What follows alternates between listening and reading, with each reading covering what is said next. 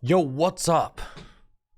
Welcome to the gym. Happy Friday. Hopefully you're having a lovely day and are ready for some awesome Pokemon stuff. We got things going on today. We got stuff we're doing. As you could see from the stream starting screen, my Gym Leader Challenge playmats are in.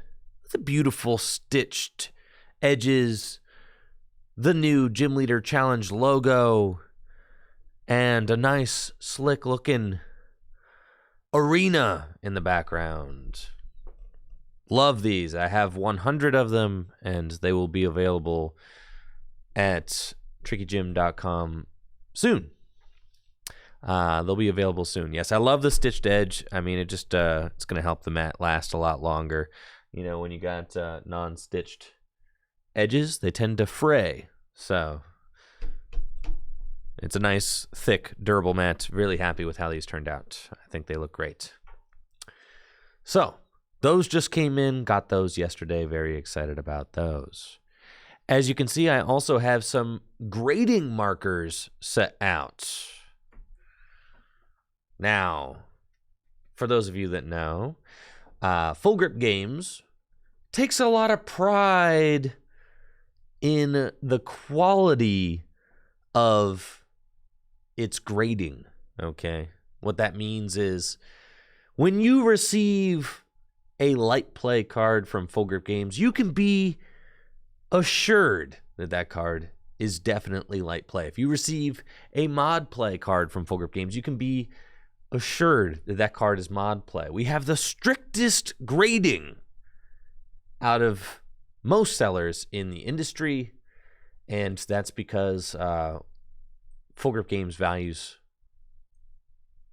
service and customer retention very highly, and also accuracy. Have to say that if you order some random mod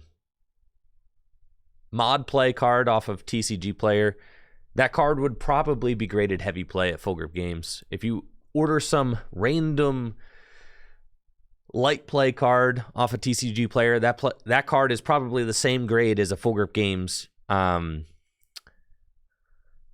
play card. It's I've ordered cards off TCG Player that are light play that have creases in them, right? That's the kind of thing you're never going to get at Full Grip Games, because Full Grip Games really takes a lot of pride in its grading and its and the accuracy with which that grades its cards.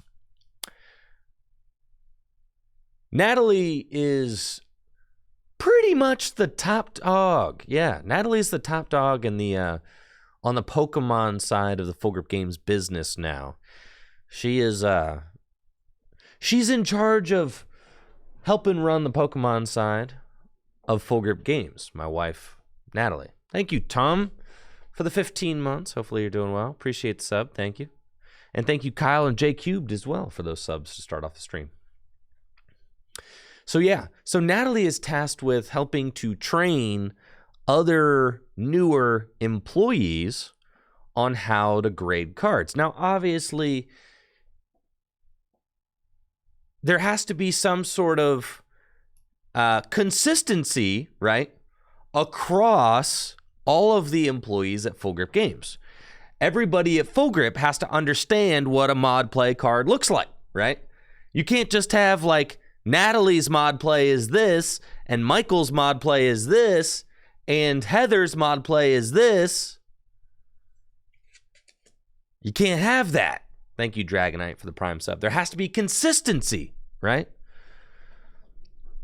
And since something like grading is in some ways subjective, right? Because my idea of a light play card might be different than your idea of a light play card.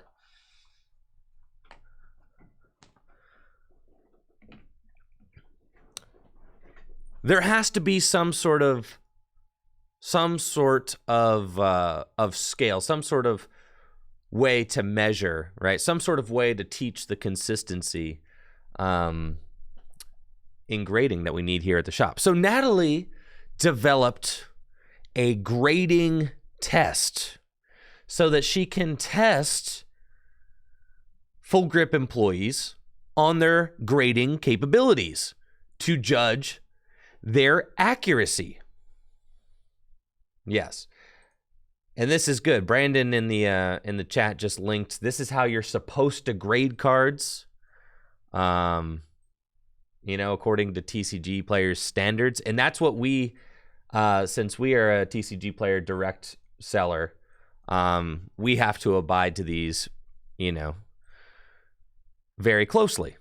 But this is a good point of reference. This document here, right? What makes a card light play? What makes a card near mint? What makes a card heavy play? Right?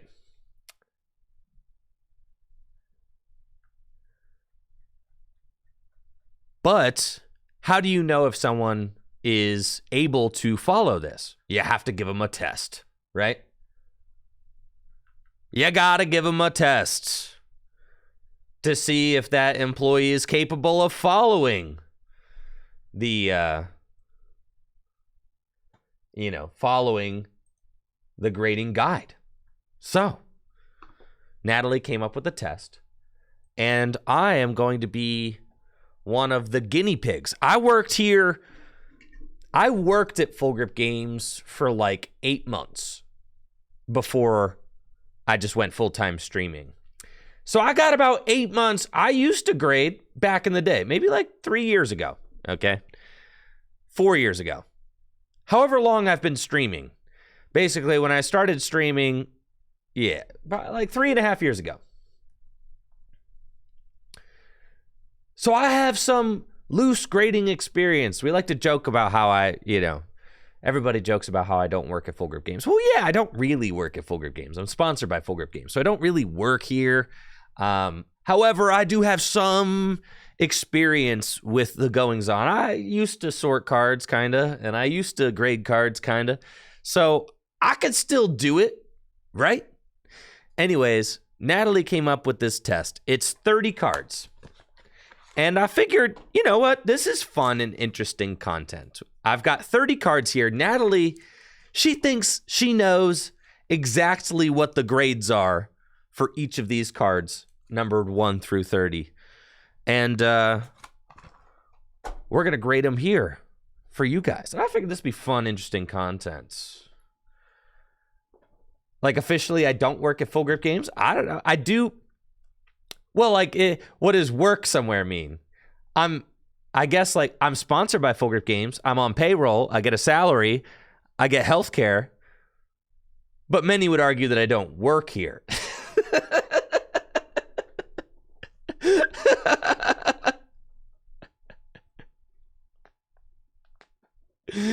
Yeah. I show up here every day. I exist in this building for over 40 hours a week.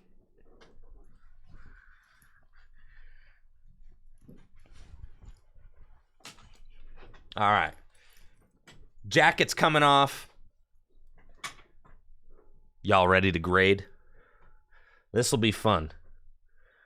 I think this will be fun. This would be like, you remember when we used to start off streams by doing a drawing? Today we're going to start off the stream by doing a test. And I got the cameras set up. We're going to work through this together. And we're going to see if I can pass the grading test. Let's see what it do.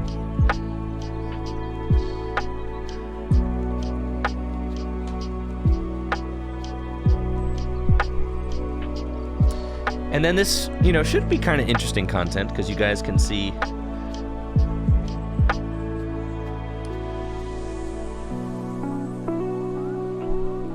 like the logic behind. Got a grading lamp. It's official right here. It's official. I want to have this camera set up so that I can show like the close-up angle of cards while I'm looking at them. Let's see. Oh, yeah. That looks good. Cool. All right, let's do this thing. We're starting off with the grading test. We got some lo-fi going on. I got my beverage. This is what it's like. Point of view. Point of view, you're a Full Grip Games employee. Let's start off with card number 1, shall we? All right, card number 1. Now the directions were clear. I take the card out of the sleeve and I look at it. Okay. Let's see. Move this over here. Grading and chill. That should be the stream title for today. Grading and chill. I know, but I'm producing content. That's the thing, is like most Full Grip employees don't have to produce content while they're grading. I got to make sure the cards are in focus. Ah, okay. All right, now see, this is good because it looks okay. You can see there's edge whitening. There's like a good amount of edge whitening though. There's a good amount of edge whitening, and then there's also like, there's some light indents in the back, and there's definitely some like machine scratches, it looks like, or just like, looks like a kid might have dropped it on the pavement. This is either like the low end of mod play or like the high end of heavy play, and I think that, I know I tend to grade like probably more loosely.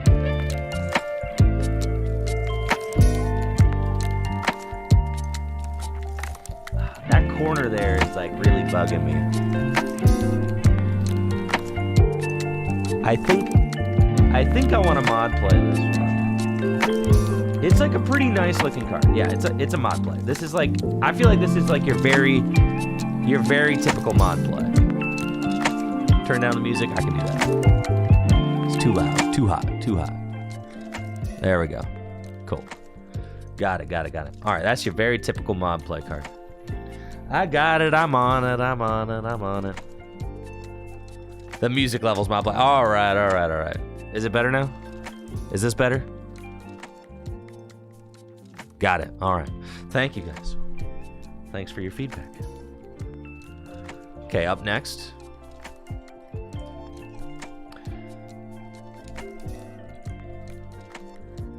We've got a Fampy. On the front, it's looking pretty crispy. On the back, you know, I mean, there's like very minimal edge whitening.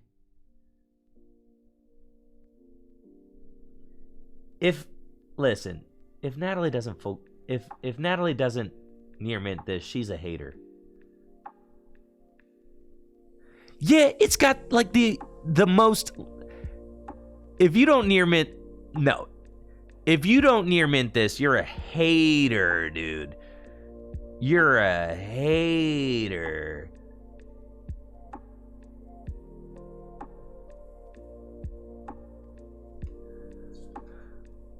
That's the thing. It's like, it's probably getting a PSA 8. Anyway, some of these we're going to come back to. You know how like you know, when you're taking a test and then like answers in the test later on are going to help you judge. You know what I mean? So like I have to get further into the test, cuz then it's like if I see cards that I'm like, "Oh, that's definitely near mint," then that, you know what I mean? It's going to. All right. A Transfert. This card has got some like, yeah, look at all that. Someone with grubby fingers.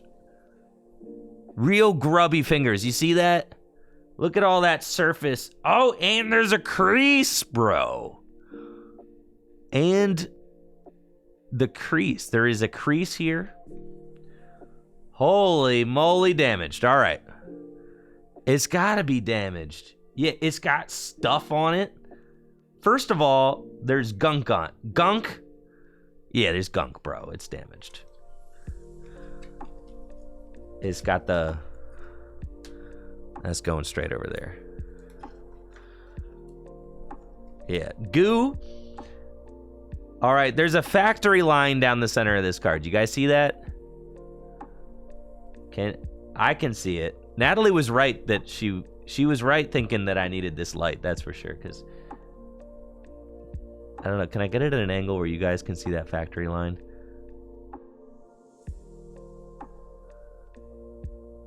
Anyways, there's a factory line going right down the middle. It's like one of those very light impressions from the factory. I can see it. I don't know if it translates to hum. That to me is quintessential light play, though.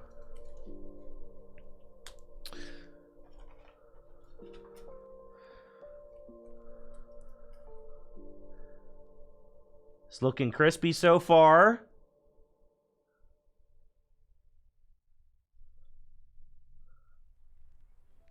That's another near minter.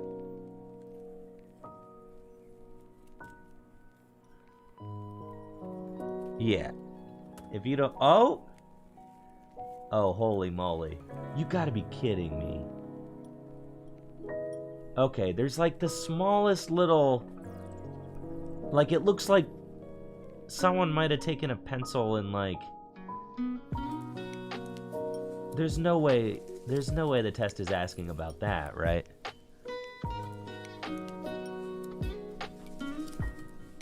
Oh, a card can come out of a pack. Oh, this is light play. No way. I guess so, dude. Holy smokes. I mean, there's some real, like, there's like a hairline little thing going on, like, right there. But it's like, it's so crispy otherwise. Every other seller would put this at near mint.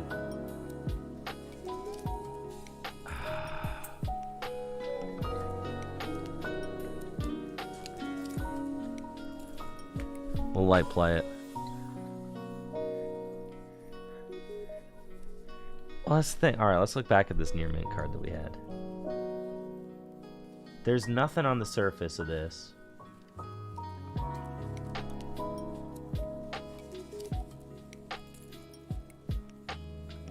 Very light hairline, if anything. That's like a fine near mint card. There's some very... Yeah, listen, cards can't be perfect. They call it near mint for a reason, right? Because it's close to mint. It's not mint. It's mint-like.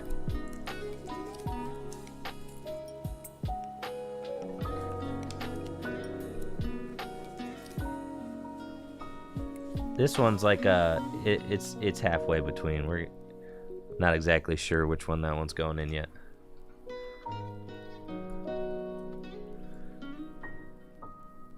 Oh yeah, baby. You see those? You see that right there? You see that? Yeah, I know this card. I played it. Man, I'm the one who put that damage on there. Oh yeah.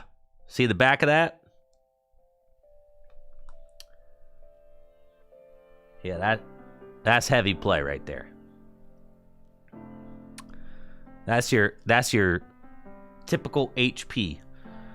It's not crazy enough in the front to be like damaged.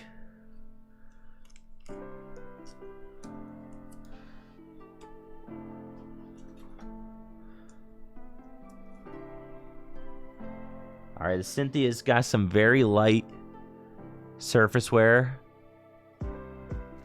on the front.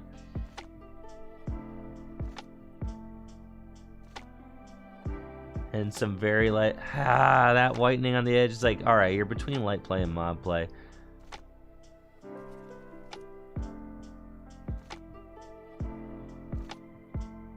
Yeah, it's mod play.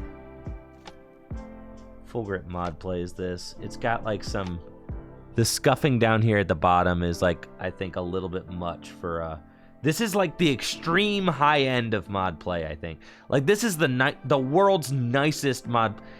This is where grading gets like really tough, because you're like, okay, you have your like your stereotypical mod play cards, which I feel like this is like your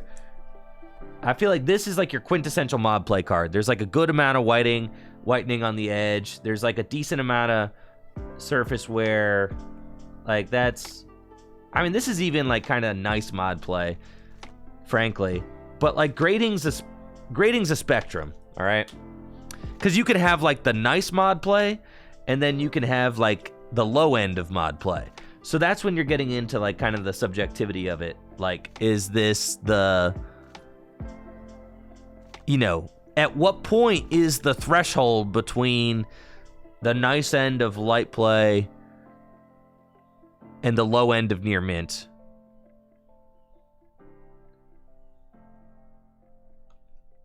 Yeah, well, I'll mob play that, but I'm not happy about it. I know they're trying to trick me with that. Okay. Yo, that's crispy. If you don't near mint this, you're a hater.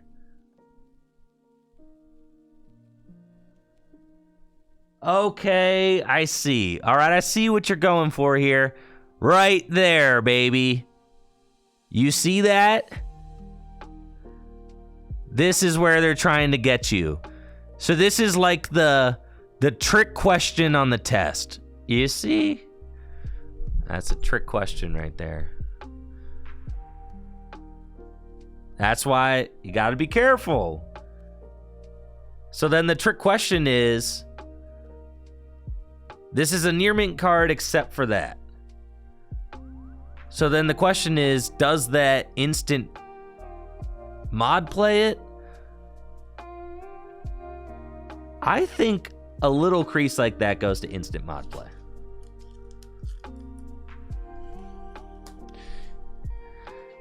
Light play card ain't got no crease in it.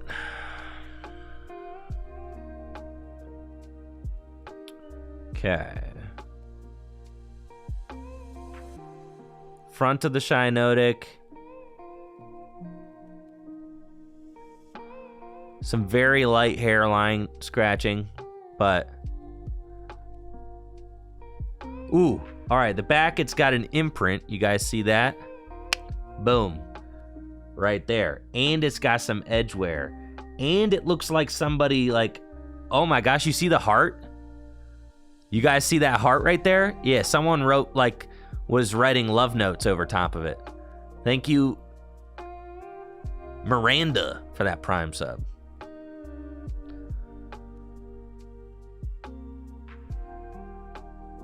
Yeah, this one's got indents in it. Oh, but it feels like the low end of mod play.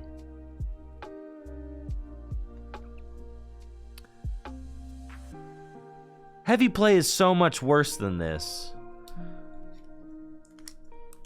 Like, that's heavy play. It's gotta be mod play. That's definitely the low end of mod play. It's the low end of mod play if you're me. Like, but I also shouldn't trust me. I'm gonna heavy play this. I shouldn't trust, like, on average, I know I should grade. I should expect that they want grades that are slightly stricter than what I will grade. All right, there's like this, the world's lightest little factory line. You guys see that little factory line coming right across there?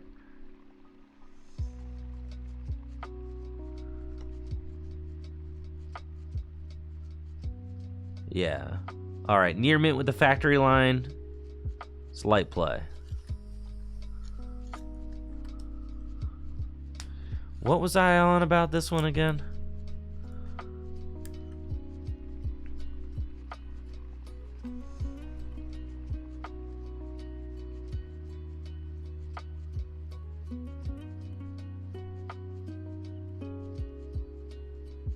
Nah, dude, that's near mint. You're just a hater. You're a hater if that's not near mint. All right.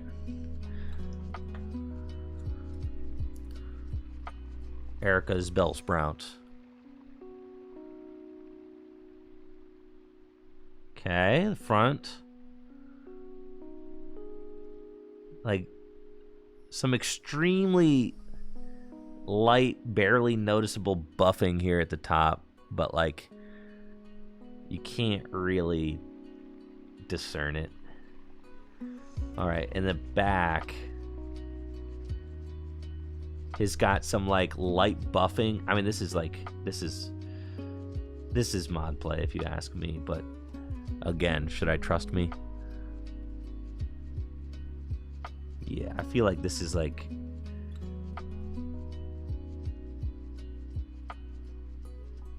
if I received this as a mod play, I'd be stoked. I mean, that's kind of just what it is.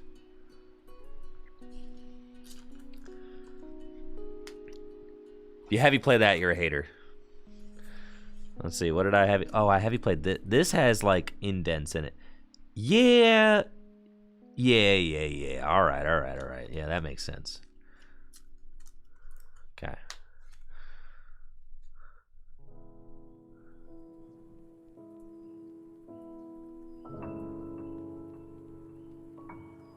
Front looks cool. Nothing crazy going on there, but the back, I would mod play that. If I was looking at this, I'd be like, mod play, instant. I wouldn't even think about it. I'd be like, this actually is like your quintessential mod play card. It's got just the right amount of like surface wear and edge wear for a mod play card. All right. What do you guys think a passing grade should be? There's 30 cards in this test. How many do I have to get right? Min. All right, light crease here on the side. And there's a light indent here, and there's a light, you guys see that light crease over here? If any of you sell on TCG Player and try to send me a card that's light play that has one of these in them, you're tripping. That is not light play, straight up. C's get degrees, don't they? That is not light play.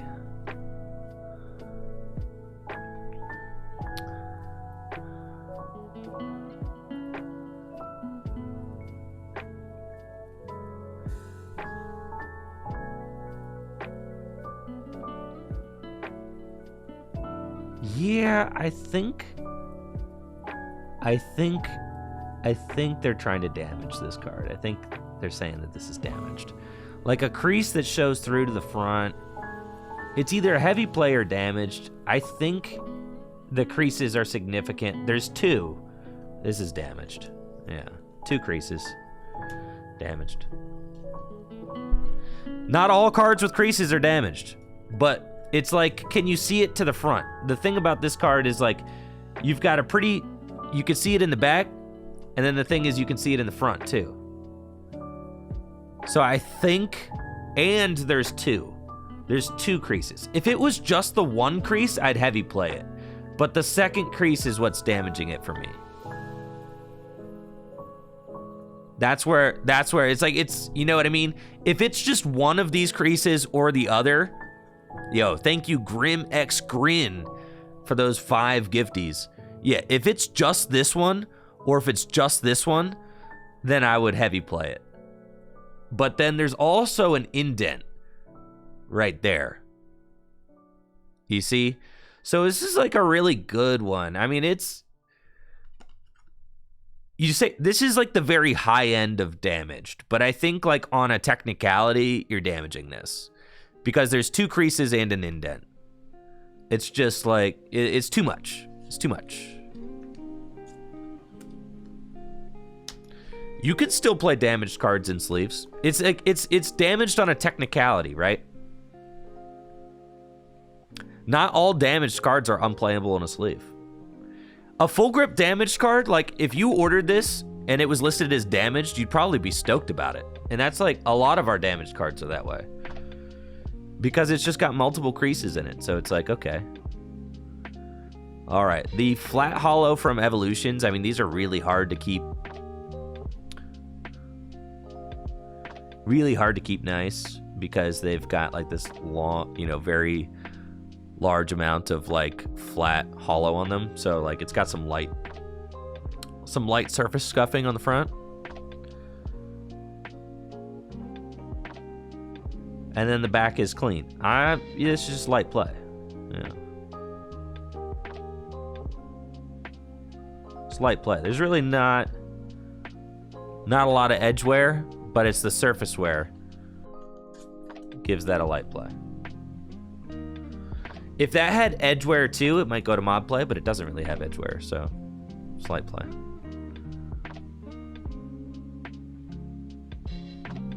Front of this card looking really crispy.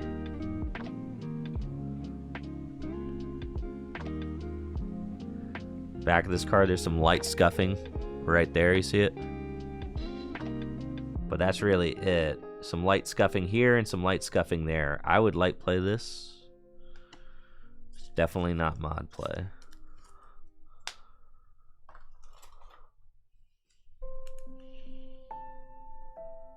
Ooh, yeah, this guy. Now this guy. He's seen some stuff. All right, he's got like a crease so deep in the front that you can see it very clearly on the front. Oh, yeah, this guy's damaged, right? I mean, look. He's got crease. He's got the crease all the way down. Yeah, man. I know this card is damaged because I'm the one who made it like this. Me or Natalie, one of us. I mean, look how much... There's so much love on this card, you know? Like, look at all the little, like, fingernail dings, all the little times that a die was rolled on it or a coin flipped on it or, you know, just... I mean, this card has just seen some stuff. TCG player near mint. Just kidding. That's damaged. All right.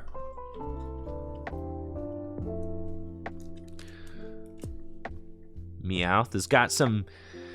Now, this is different than the Drowsy. You guys saw the Drowsy had, like, just a couple of hairlines on the front. This guy has got, like, some pretty serious buffing on the front. So that's... You know, that's going to alter the grade quite a bit. I'm thinking that this is straight to heavy play, but the back is, like... The back is pretty nice.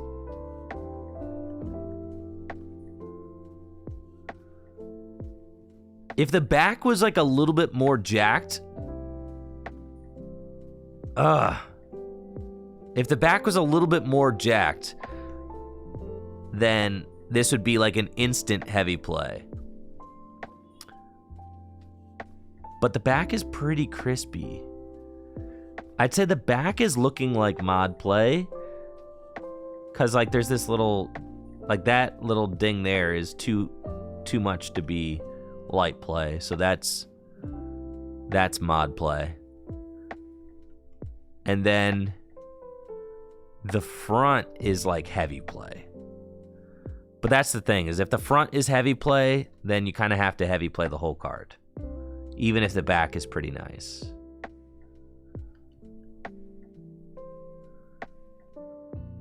Yeah, I'd say it's heavy play because the entire front of the card is buffed. It's not just like... I'd say if it was like 50% of this, it'd be mod play. But the entire holo is buffed. I mean, like, look at it. Like, the entire thing. I don't think I can really mod play this card. It's too much. The entire front is buffed.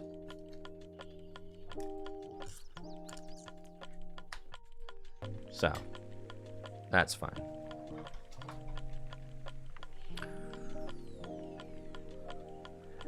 Gosh, the amount of ones we're getting with like the very light roller crease in them, you see that? It's like the print, the factory. There you go. You can kind of see it right there. Eep. So that's like a instant light play. And the back is crispy, so we're going to light play that. For those of you guys just tuning in, my wife Natalie is in charge of the Pokemon side of the business here at Full Grip Games, and in order to help train new employees on how to grade cards, she created a grading quiz. And the idea is that the grading quiz should judge whether or not new employees know how to grade. And then once they learn how to grade, then they're good to grade cards.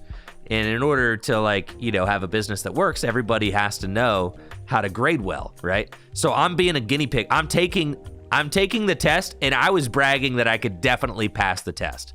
because I worked at Full Grip for like 8 months, 3.5, 4 years ago. Yeah. So I'm taking the test, and I'm so confident. I'm so confident that I'm gonna pass this test. All right. The front there, that's pretty buffed. You see that? Grading's kind of a vibe. I'm grading very slow right now, though, so. This is like quintessential heavy play. It's not damaged. There's nothing damaged about it. That's just a heavily played card.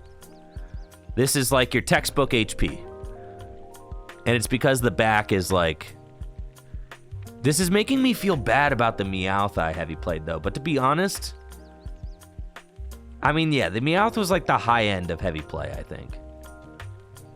The Meowth didn't have this much edge wear. This is just like...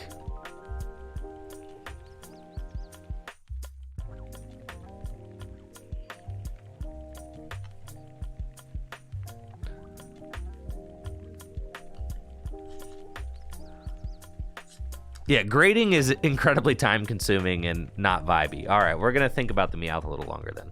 The Meowth is going halfway between. Because that card is like definitely heavy play there. All right, up next, Zekrom. We're on 20 of 30. So we're 2/3 of the way done. Zekrom's got some light buffing on the front. As you can see there. Oh, it's got like, you see that? Yeah, it's got like a little... Like someone was maybe, you know, I don't know, eating some French fries and then smudged on it there.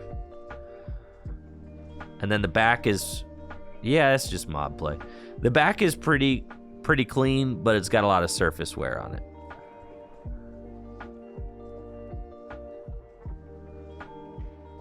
That surface wear definitely mod plays it. But everything else is like pretty chill about the card. Yeah, that's mob play all day, baby. MP. Morpeko? What could you possibly have wrong with you?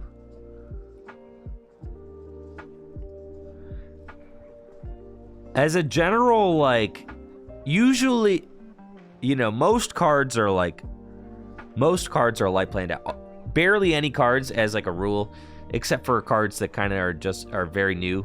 But like from older cards are very rarely near mint. Almost never. Oh, come on. You can spit shine that. Listen, I'll near mint this right now. You just gotta give it a little, give me a tissue. I'll make that near mint, bro. Come on, dude. Someone give me a tissue. I'm gonna turn that. They want me to light play this because of that.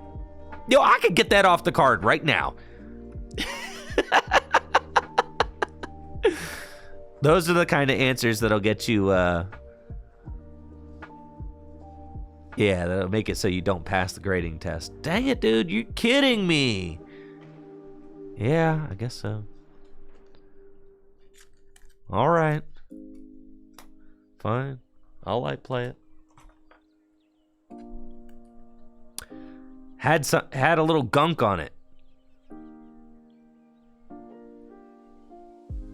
Okay, now cards this old, like I said, cards this old are almost never, as a rule, they're almost never near mint. But I gotta say, the front of this card is near mint. It's beautiful.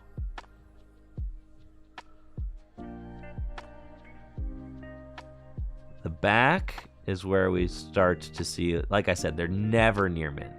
This light play. A little bit, yeah, this is like quintessential light play. It's just a little bit of edge wear there. Gonna keep it from being near mint.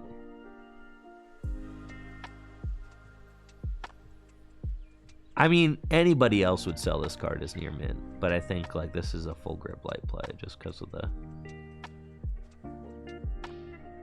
I mean, it really could be near mint, but I'm not.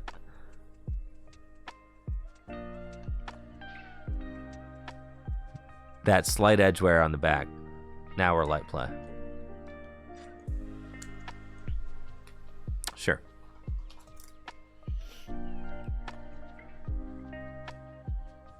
Okay, he's got a big pencil line across the front. You see that? There you go. That kind of stuff. Pencil indent. Ooh, and he's got gunk on the back? Now, there becomes a point where gunk is, like, damaged. But I'm not willing... It's like, at what point does the gunk make the card damage? The mystery gunk. It's the HP sauce, right?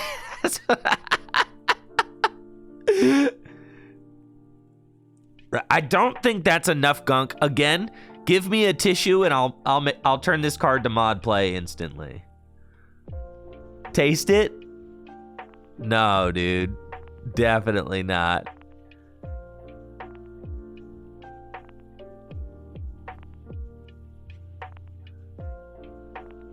Yeah, it's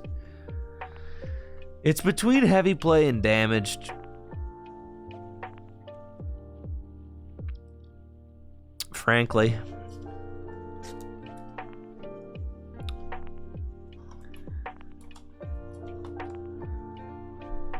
Any foreign substance is damaged? Well, technically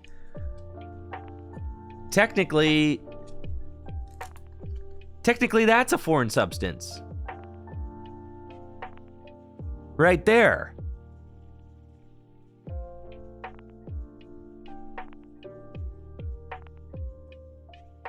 Right? But that's in the light play pile. Because that's the only imperfection on that card.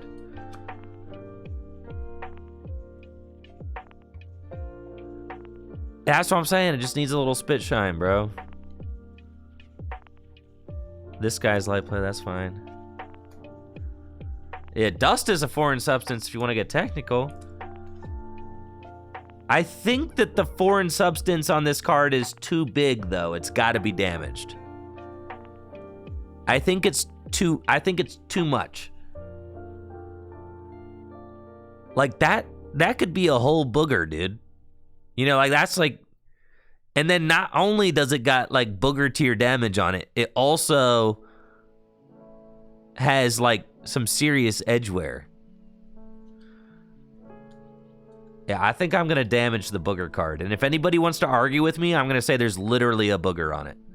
All right, damaged. That's literally a booger, dude. If I receive a card with a booger on it, it better be damaged. That's fine. Okay, this got some very light. Listen, yeah, lightly picked. You guys are getting into. You think we get some gross cards here at the shop? For sure. I mean, it happens, dude. You think everybody's like, you know, super clean with their cards? Heck no. That's why you gotta damage ones that are damaged. The real nasty stuff you just throw away, obviously. Yeah.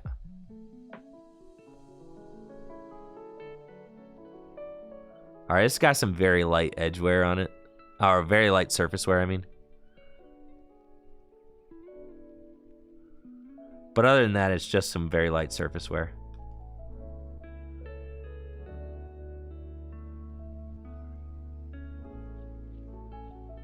I mean, there's no way you're trying to mod play this. You're absolutely nuts if you want to mod play this card, which is totally fine with a little bit of light surface wear. That's just like, that's light play, dude.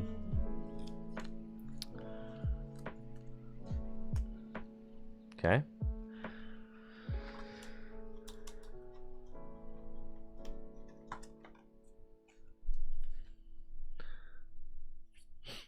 All right, we got Blussy.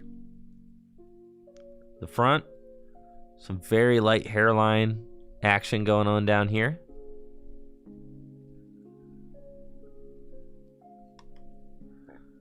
And then on the back. Okay. Just like not a lot. I feel like this is the low end of light play, but I would still light play it. I mean, I would. It's getting into mod play territory though, because like you have, all right, I'd say we got 3 corners, we got edgeware, and you've got, it's this right there that's putting me into mod play. It's that. I think like if it was just the corners, but like that, you're getting into like edgeware, which is so nuts because this card is so nice also. The front is like very, very good.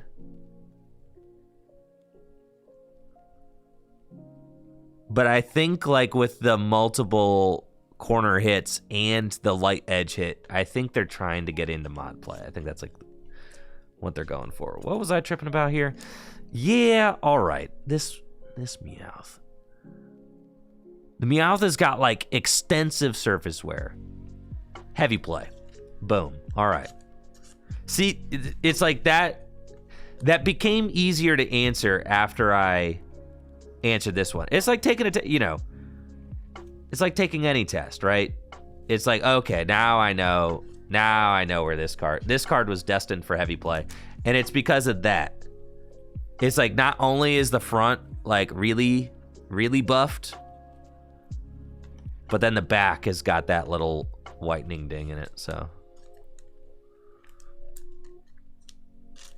Cool. We're going HP, baby.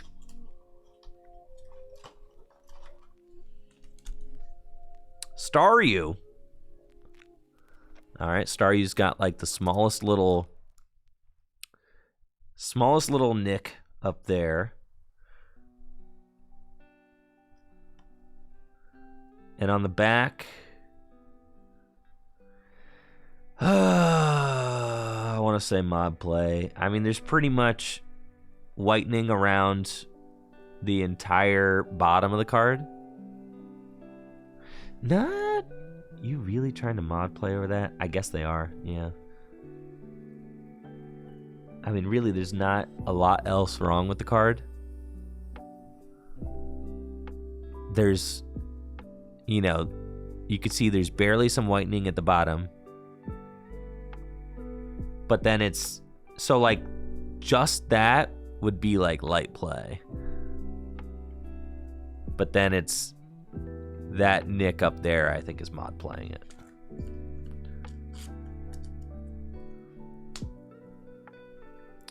You don't light play cards with a nick in them. So.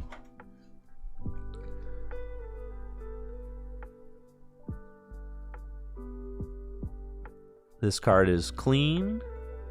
It's got the smallest little surface wear right there on the front, you can see.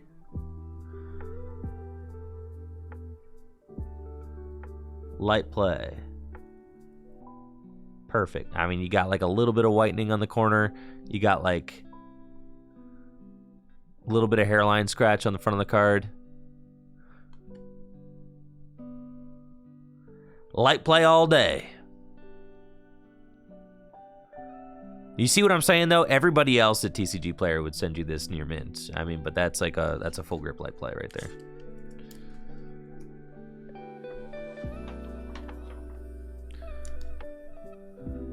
Oh, baby, we got damaged alerts. See ya, Machoke. Yeah, the crease showing through to the front that bad. It's got like the 2 creases. It's got one that's like a pressure crease right here. One pressure crease there. One full long crease here. And you've got some like what looks like maybe... Yeah, it's like peeling there. Yeah. All right, that's damaged. Later, skater. Okay. 29, Alolan Raichu, you've got a crease, you've got a ding, you've got another crease, you're damaged. You're damaged! Look at how damaged that is.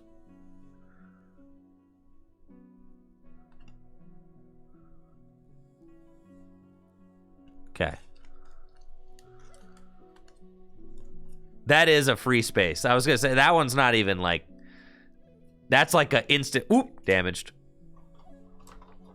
If you get that card wrong, you're fired.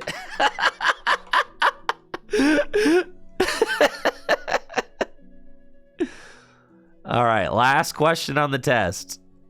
We've got some pretty serious edge wear down here at the bottom.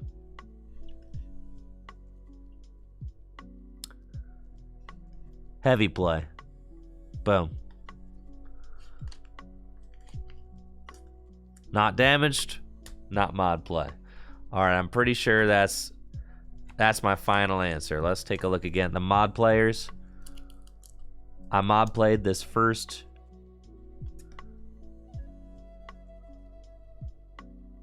That's the low end of mod play, but you gotta mod play that. That ain't no heavy play. You're tripping if that's heavy play.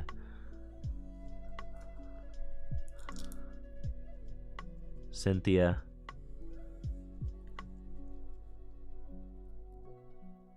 Yeah. All right, cool. I stand by my answers. I'm just checking some of my early responses, because some of the early responses could have been informed by, like, yeah, and then the crease. Nah, yeah. I'm tripping. I'm not tripping. I'm good. I'm chilling. We aced it. All right, Natalie, I'm done.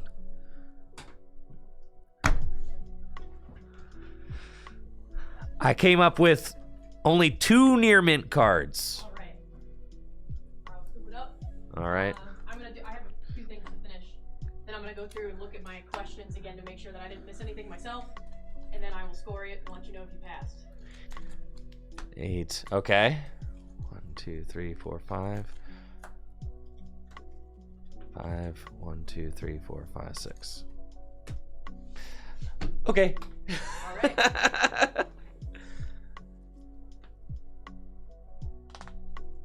How do you guys think I did? Thank you. Oh, can I have my questions? You have any questions? Take your light too. Oh yeah, that's Zealey's. Yeah. How do you guys think I did? Natalie, say hi to everybody while you're here. Hello, everybody. Hey, you gotta come say hi. Hello, chat. Oh man, I'm not a camera. Oh, I'm not yes. camera ready today. Oh, camera. Yeah. Hi guys. Yes. Thank you, Natalie. Yeah. We anxiously await. I'll probably need like an hour. That's fine. We anxiously await my passing with flying colors grades. I gotta do some real work. All right. Thank you. Yeah. Of course. So I'm the first person to take that test. So we'll see how it goes.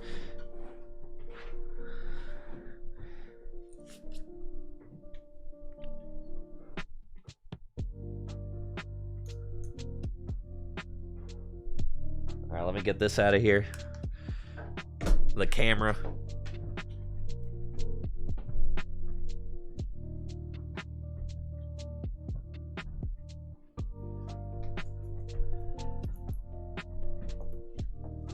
Weavile fell. Oh no.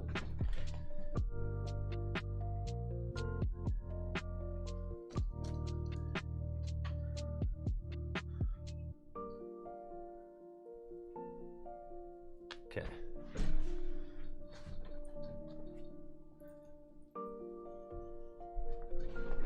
Cool.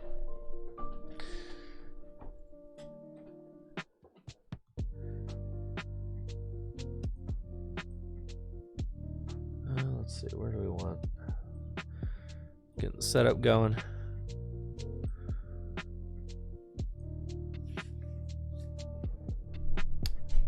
Pull my screen over.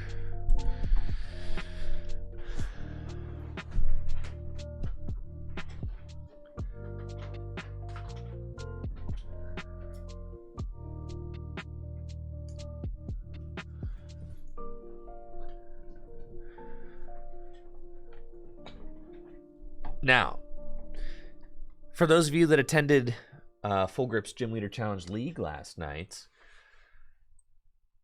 it was a lot of fun.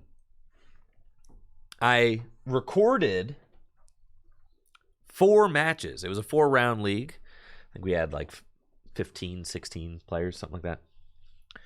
We had 4 rounds. And I recorded a feature match. We have 15. Thank you, Matt. I recorded a feature match every round. So basically, let's see, give you an idea.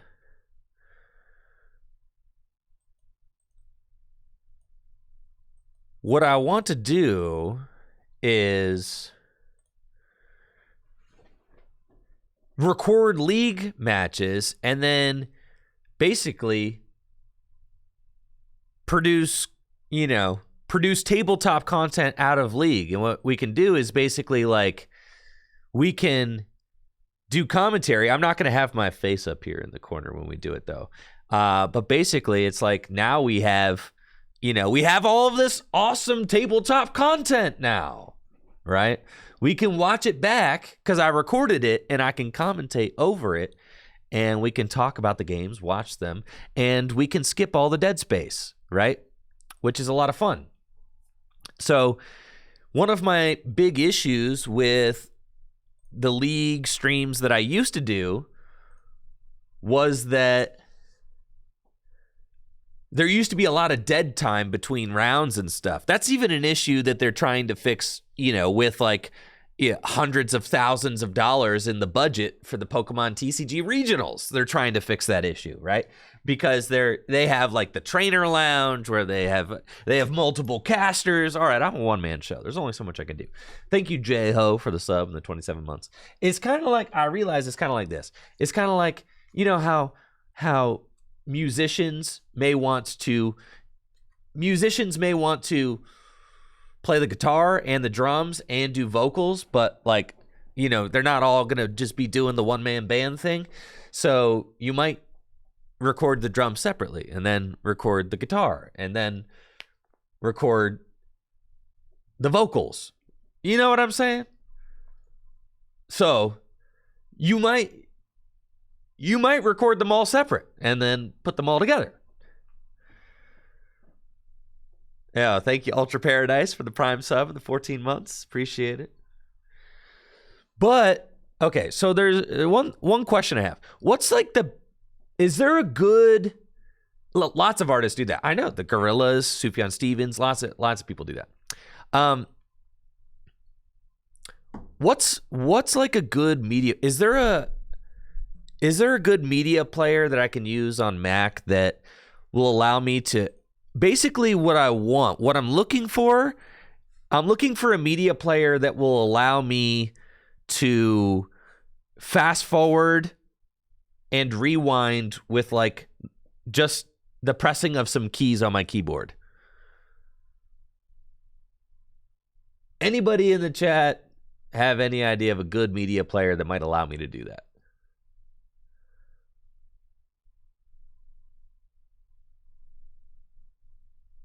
VLC?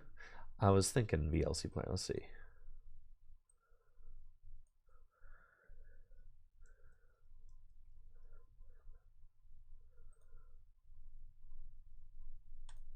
VLC media player. All right. So we're going to download it. Okay. Here it goes. Excellent.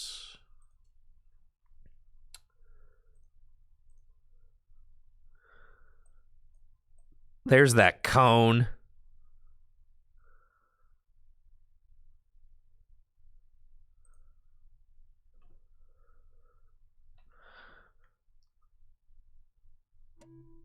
Cool. So let's open the VLC media player. Let's check that out.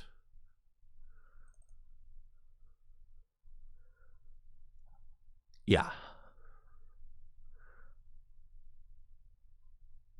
VLC can check online for album art and metadata and enrich your playback experience. No. Okay.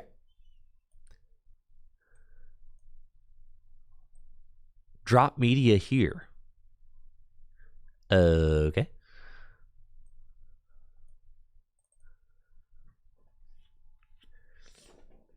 There's a site that has a Slim Shady. What are you talking about?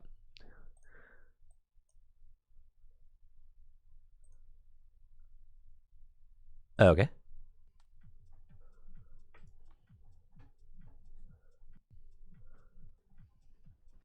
That's like a skip function.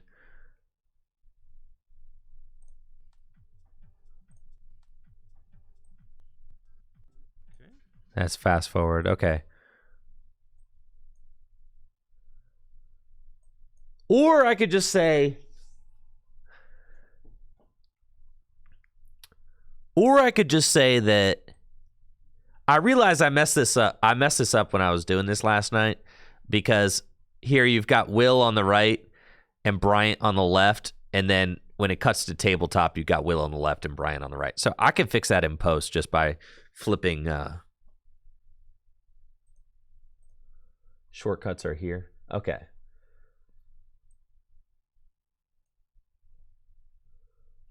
Keyboard shortcuts. Okay.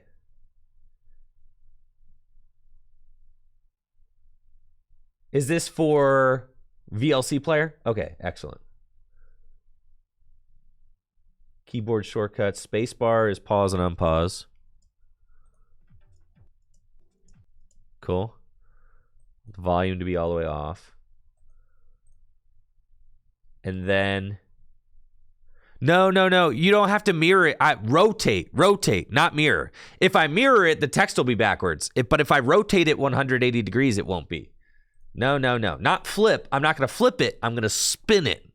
You see what I'm saying? If you rotate, the text is not flipped. Okay. And then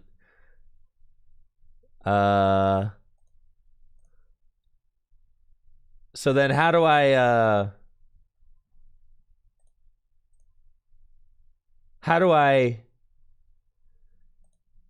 is there a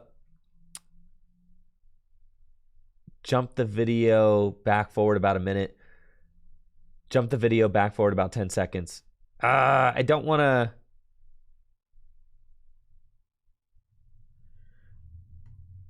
like skip. I just want to like fast forward, you know?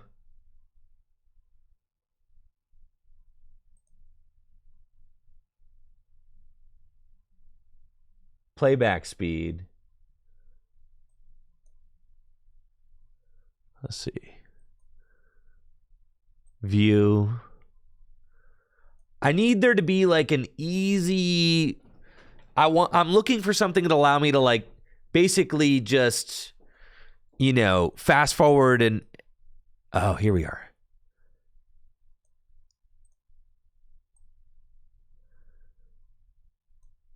Does this exist as like a pop-out? Let's see, playback. Like, because if I had this as a pop-out, that would be perfect.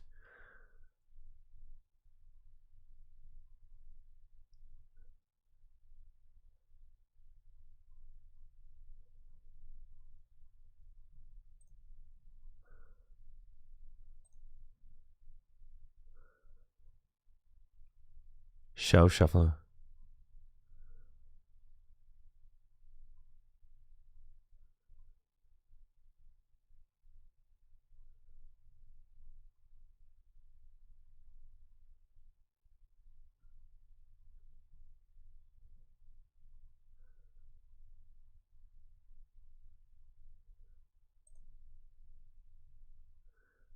No, I don't want that.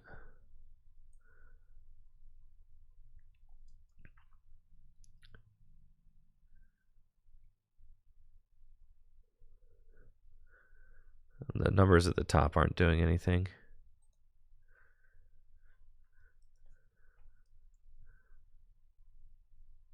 That's not doing anything. Control plus arrow. No, it's not doing anything. I can skip 10 seconds. Which isn't bad. That's not bad.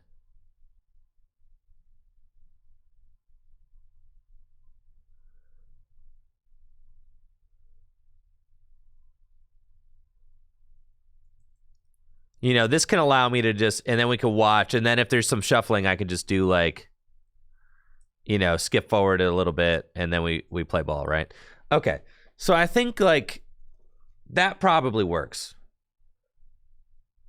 Google says plus for speed, minus for lower. Okay, let's try that.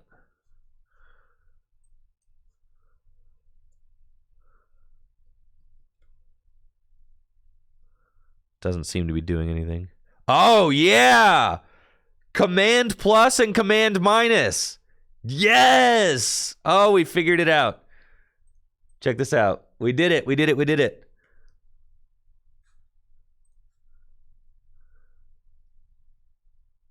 Oh, not 64 times. That's crazy.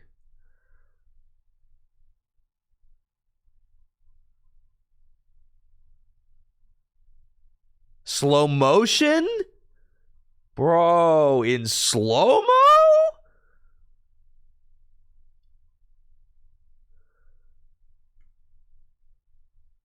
All right, sweet. We've done it. So this is sick. I'm so excited about this. This is a lot of fun. So we figured out, I don't know if there's a way to make it so that the let's see. Playback.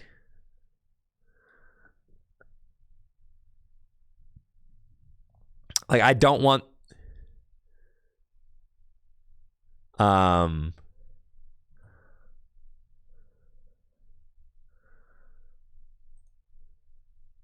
show video within the main window, start in full screen, window decorations. I don't know what that means, but I don't want them. That's fine. Interface dark. Control playback with Apple remote. Oh, that's cool. Control playback with media keys. That's cool. Yeah. Continue playback. Ask. Hotkeys. Oh, this would have been, you know.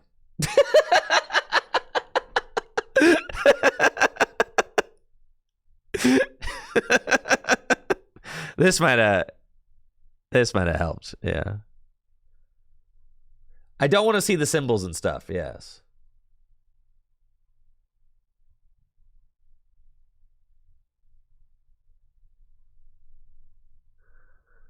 But that's fine. I think that this is fine if it just shows like, you know, I'm not going to do commentary too much while it's like doing the you know, it's just to help us here at home, just to speed through shuffling, right?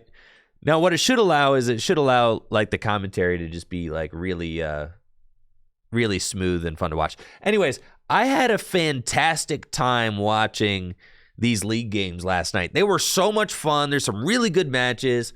I'm thrilled to get into it. And we're going to get into it after this quick break. So hang tight. I'll be right back after this. We're going to get into last night's Gym Leader Challenge League at Full Grip Games. And then after that, we're going to head over to ptcgo and play some new Crown Zenith. How about that? Well, let's go. All right, we'll be right back. Thanks for being here.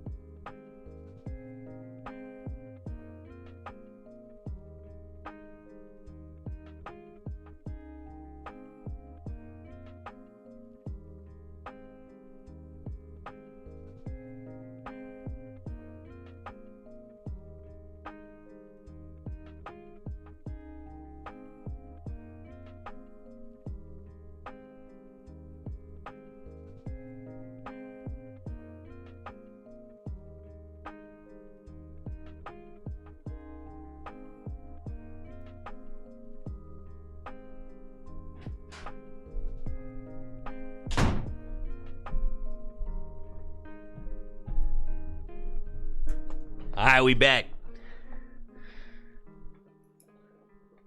Guys, my results are in.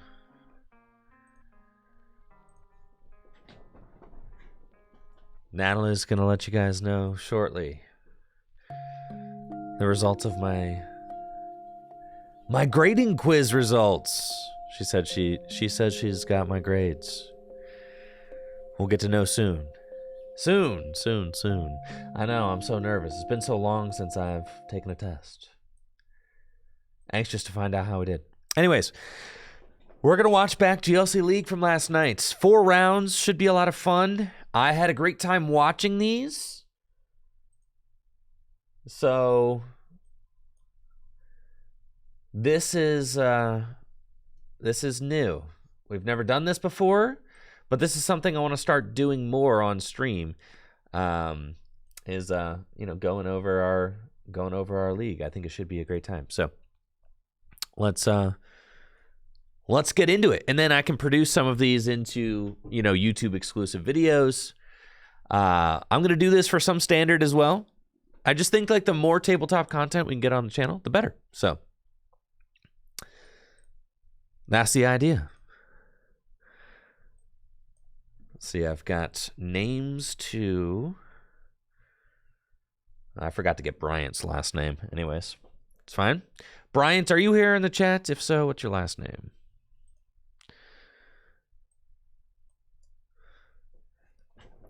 And...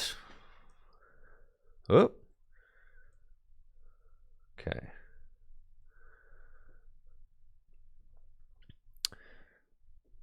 Here we are with round 1 of the Full Grip Games Gym Leader Challenge League Night. We've got 15 players in attendance. And for round 1, we've got Will Mantho on the right versus Bryant on the left.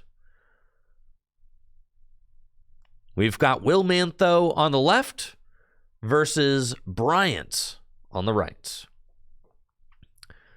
Looks like Will has a mulligan to start things off and is going to award Bryant an extra card to start the game.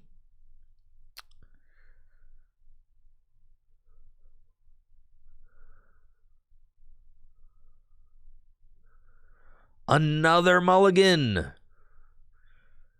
That's going to be a big opening hand for Bryant.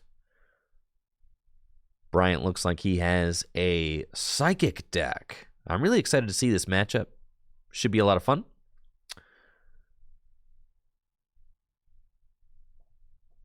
Will finds a basic Pokemon, and this match is underway. Will is playing first and opens Drampa. He's got a fighting energy and will pass over to Bryant. Bryant looks like he has a really nice opening hand with Bridget's and Mysterious Treasure. He's going to start by using Mysterious Treasure to discard Giratina. Giratina is a really good card to get into the discard pile early. It's got the Distortion Door ability, which allows you to bring the Giratina back from the discard pile to your bench, and it places a damage counter on 2 of your opponent's benched Pokemon. Also, a fantastic attacker with the Shadow Impact attack, which does 130 damage. So Bryant's going to take a quick scroll through his deck and see what cards he has prized.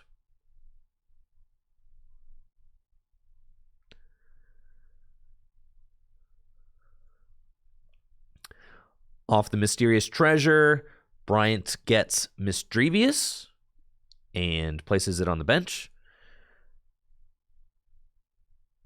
And then we'll play Bridget. Bridget is a perfect turn 1 supporter. Bryant's going to grab 3 basics out of his deck and place them directly onto the bench. Basically the same thing as Gloria. And you can play both Bridget and Gloria in your Gym Leader Challenge deck, since they are technically different cards with different game effects. Bridget has some added text on it that refers to Pokemon EX, and Gloria can't search out Pokemon with a rule box. Looks like Bryant's will get Dreepy and Ralts off of the Bridget, attach a Psychic Energy to Necrozma, and then shuffle up and pass. Will has also got a great opening supporter in his hand, Lance. Lance allows Will to search his deck for 3 dragon Pokemon and put them into his hand. This is going to be really good for setting up his deck. He really wants to get Garchomp and Dragonite set up. Garchomp is one of the best attackers in the Dragon deck with its Sonic Slip ability, which makes it invincible for a turn. And it evolves from Gabite, and Gabite has the Dragon Call ability, which searches out a dragon Pokemon every turn. So getting that Gabite set up is going to be really important for Will. As you can see, he goes straight for the Gibble and the Gabite, wanting to rely on that Dragon Call to search out more dragon Pokemon. No energy to attach for turn, that kind of hurts, and Will has to settle for a Corkscrew Punch. Bryant will evolve into Dracloak and Mismagius on his bench.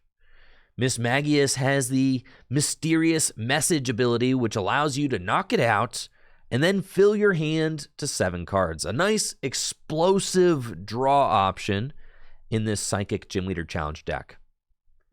Bryant's going to play Ball Guy as his supporter for turn, which allows him to search his deck for 3 cards with ball in the name, right?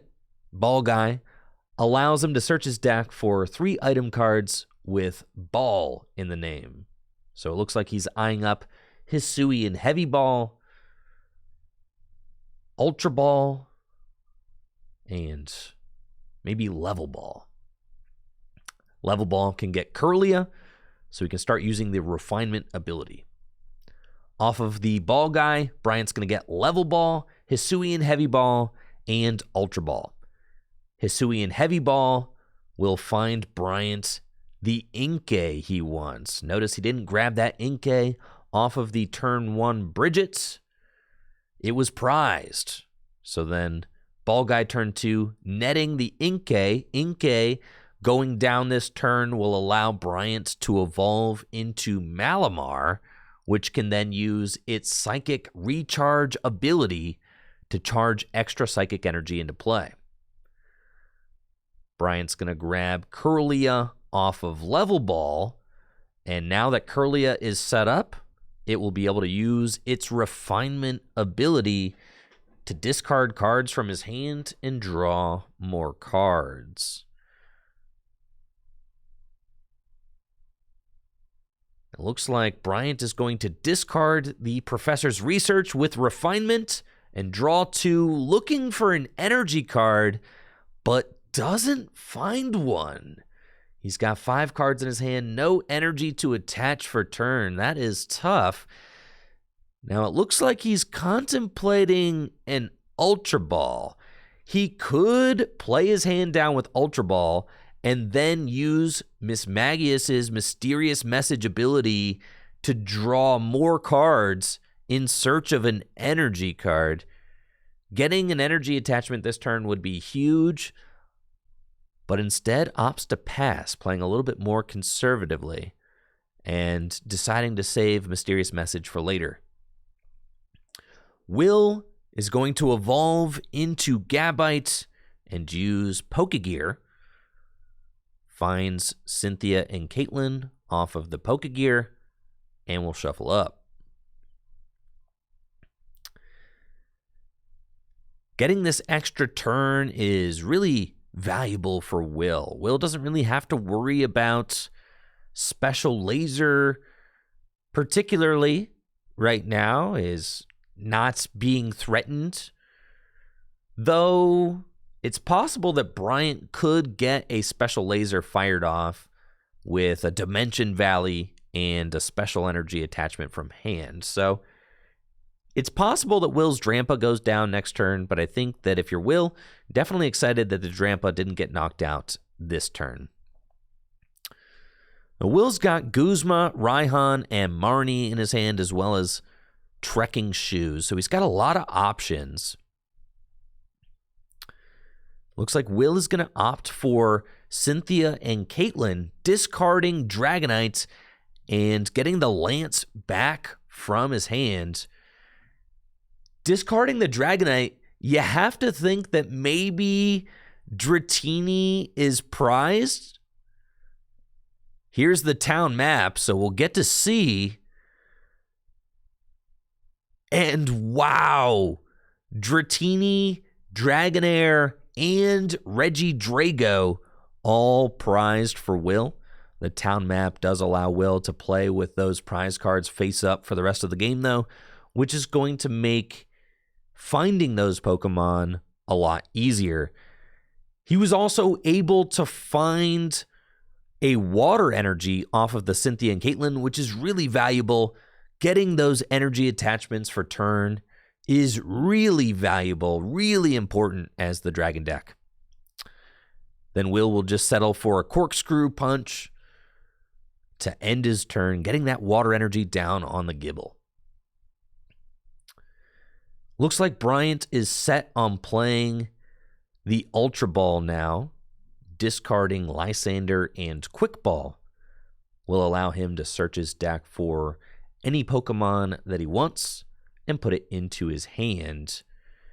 He's got a really solid board right now with Mismagius, Kirlia, Dracloak, and Inkay. Will has not put on a lot of pressure with his Dragon deck, just 2 Corkscrew Punches, really allowing Bryant to have some time to build up the perfect Psychic board. Dragapult is such a menace in Gym Leader Challenge format with its Infiltrator ability, making it so that it only takes damage 50% of the time it gets attacked. I mean, such a powerful attacker. And then we see Bryant grabs Gallade off of the Ultra Ball. Gallade has the Buddy Catch ability, which allows it to search out a supporter card from the deck every turn. Bryant uses Kirlia's Refinement ability, discarding Lusamine to draw 2 cards, then will evolve into Gallade, and Bryant still hasn't found an energy to attach yet. So you have to imagine that he really wants to attach an energy and get attacking as soon as possible. Bryant's going to use Gallade's Buddy Catch ability and search out Guzma and Hala.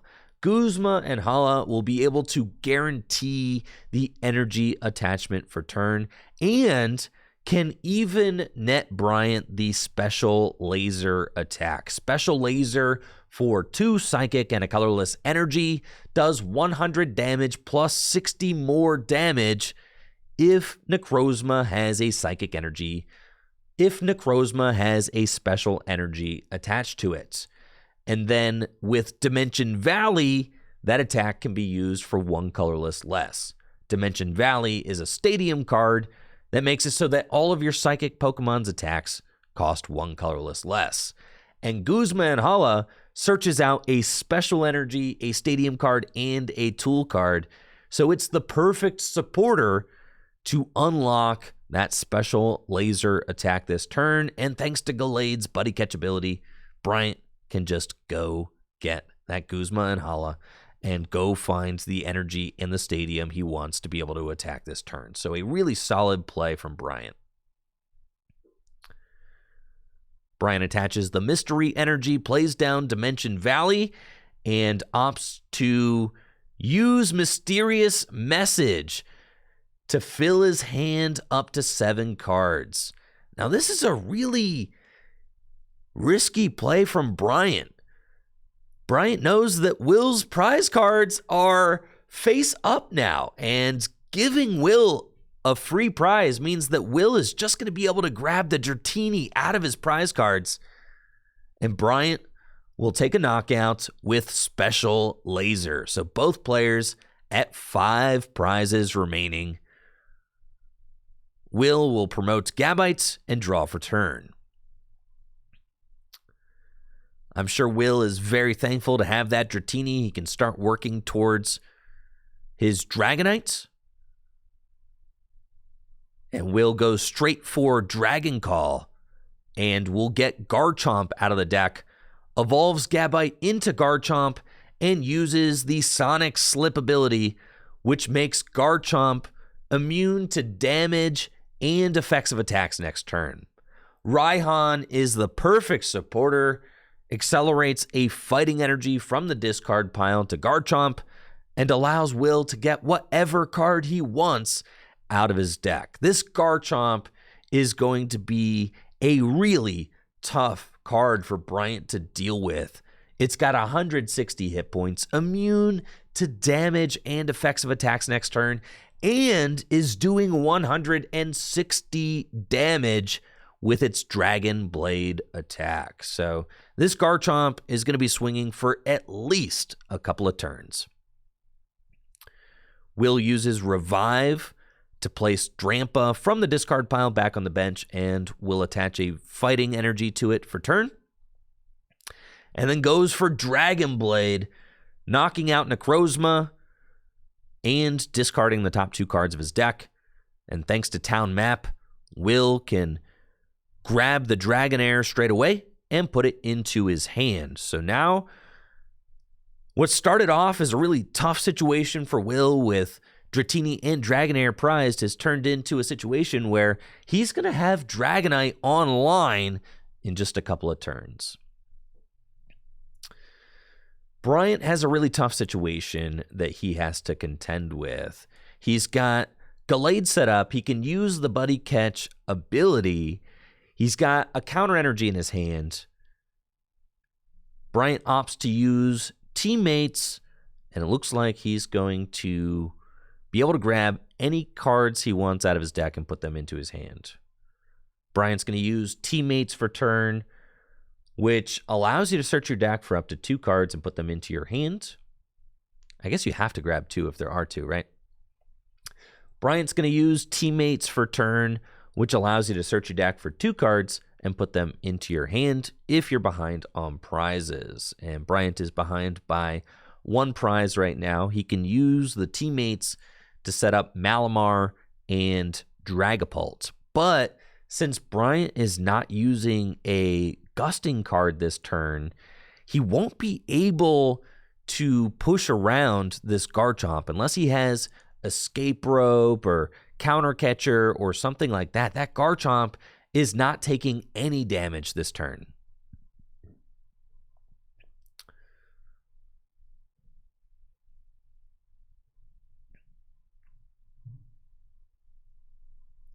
Bryant's going to evolve Malamar and Dragapult.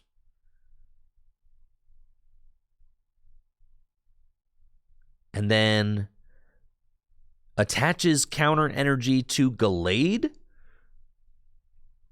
Let's see, what's Gallade's attack name?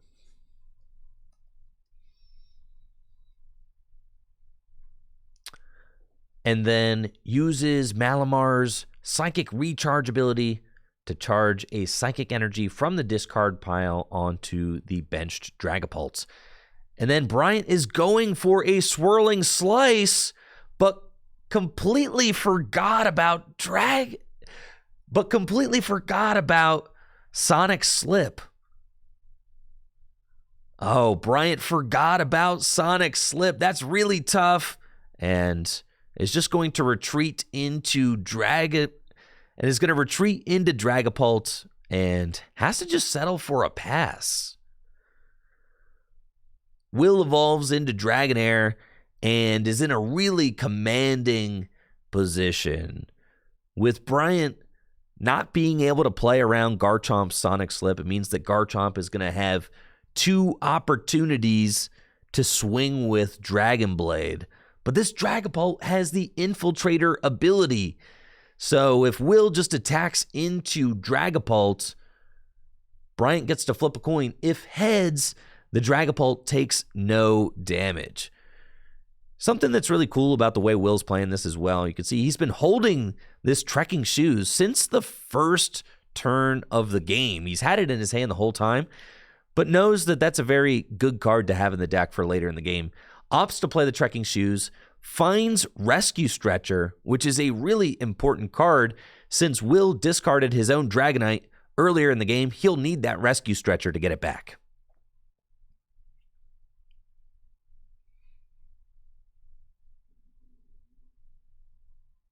Will's got the double dragon energy in his hand. He could allocate that. And deciding what supporter he wants to play for turn, he's got Lance and Marnie. And Will goes for the Dragon Blade, and Bryant flips tails. Discards the top 2 cards of his deck, and Will takes a commanding lead, going to 3 prizes remaining. That Dragapult flip landing tails is a huge win for Will. If that Dragapult had stuck around, it could have been a real problem for Will to deal with. That is a huge, huge flip right there. Garchomp's Sonic Slip ability is finally worn off, and Bryant will be able to take a KO on the Garchomp this turn. He's got the Gallade. The counter energy is activated. Thanks to Dimension Valley, Gallade could attack with just 2 energy. Bryant decides to attach another Psychic Energy anyways and goes for the Buddy Catch ability. Buddy Catch is going to net Bryant whatever supporter card he wants out of his deck.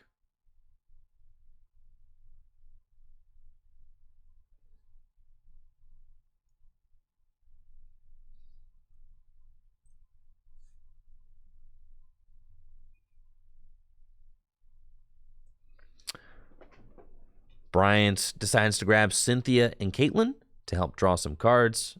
Can also get a supporter card from the discard pile and put it into his hand. At this point, Bryant definitely needs to start building up another attacker. The Gallade is good.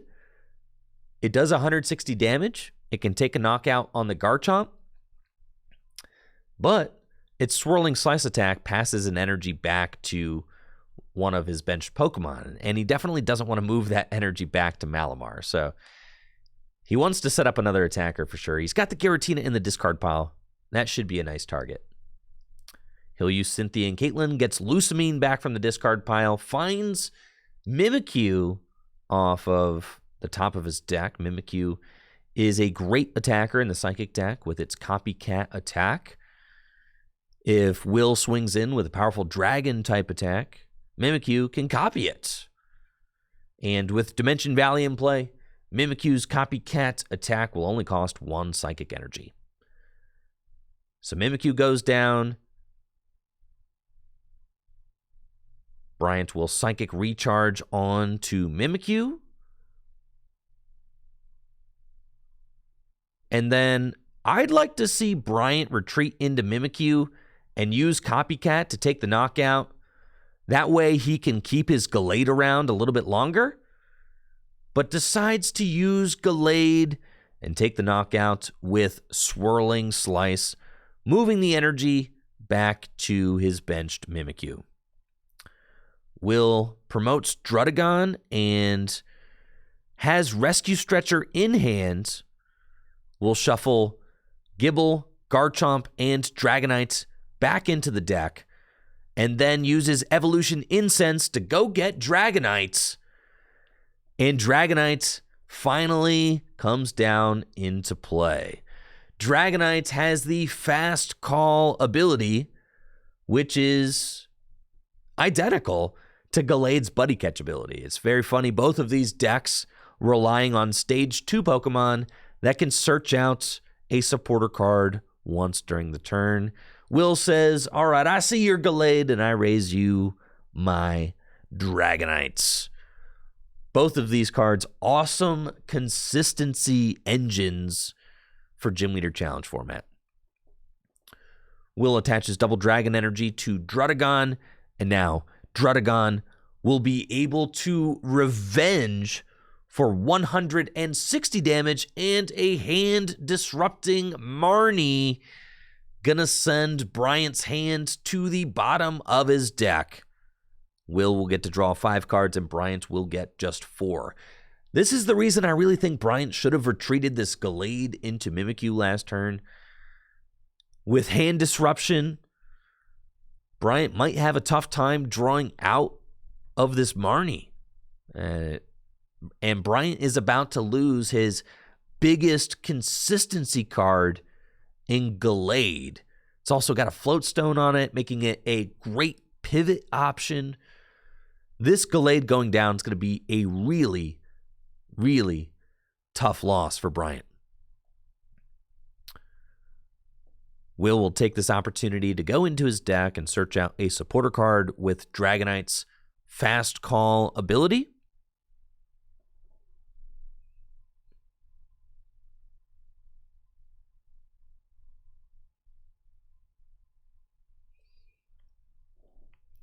And Will grabs Guzma off of Fast Call, helps to thin the deck. If you want to draw into things like energy or Pokemon, getting all the supporters out of your deck with Fast Call really helps that.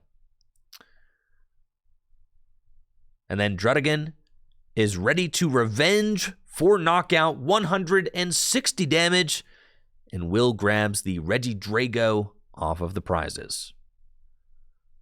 Bryant promotes Mimikyu and draws for turn. He's still got Giratina in his discard pile, so he can use Distortion Door to bring it back and start charging it up with Malamar.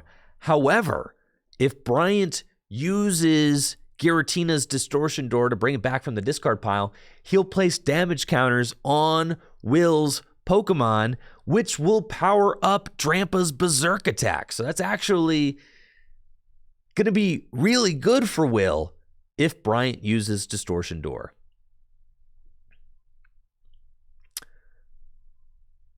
Looks like Bryant was thinking that he could Raihan, but actually doesn't have a basic Psychic Energy in his discard pile, so he can't use the Raihan. And this is what's tough. If Bryant had saved the Gallade, he would have that consistency card, and he'd be able to use Buddy Catch, but Gallade is down. Bryant decides to bench Marshadow, and it's time to let loose. Absolutely love this card. Marshadow's Let Loose ability makes it so that both players shuffle their hands into their decks and draw 4 cards when you play Marshadow from your hand to the bench. An awesome card for the Psychic type deck. And Bryant finds Versus Seeker off of the Let Loose, which is going to allow him to retrieve a supporter card from his discard pile and put it into his hand. Just the card Bryant wants to find off of that Let Loose. Sure enough, gonna be another Teammates.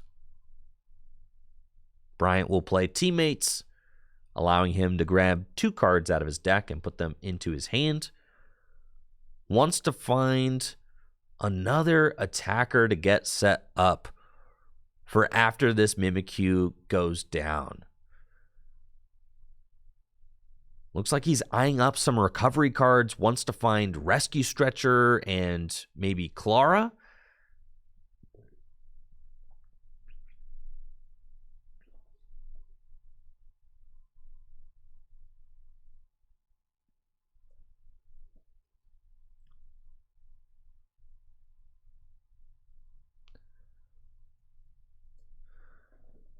Off the Teammates, Bryant gets Rescue Stretcher and Clara, which is going to allow him to recover some of his attackers that he's lost, maybe set them back up to help close out the game.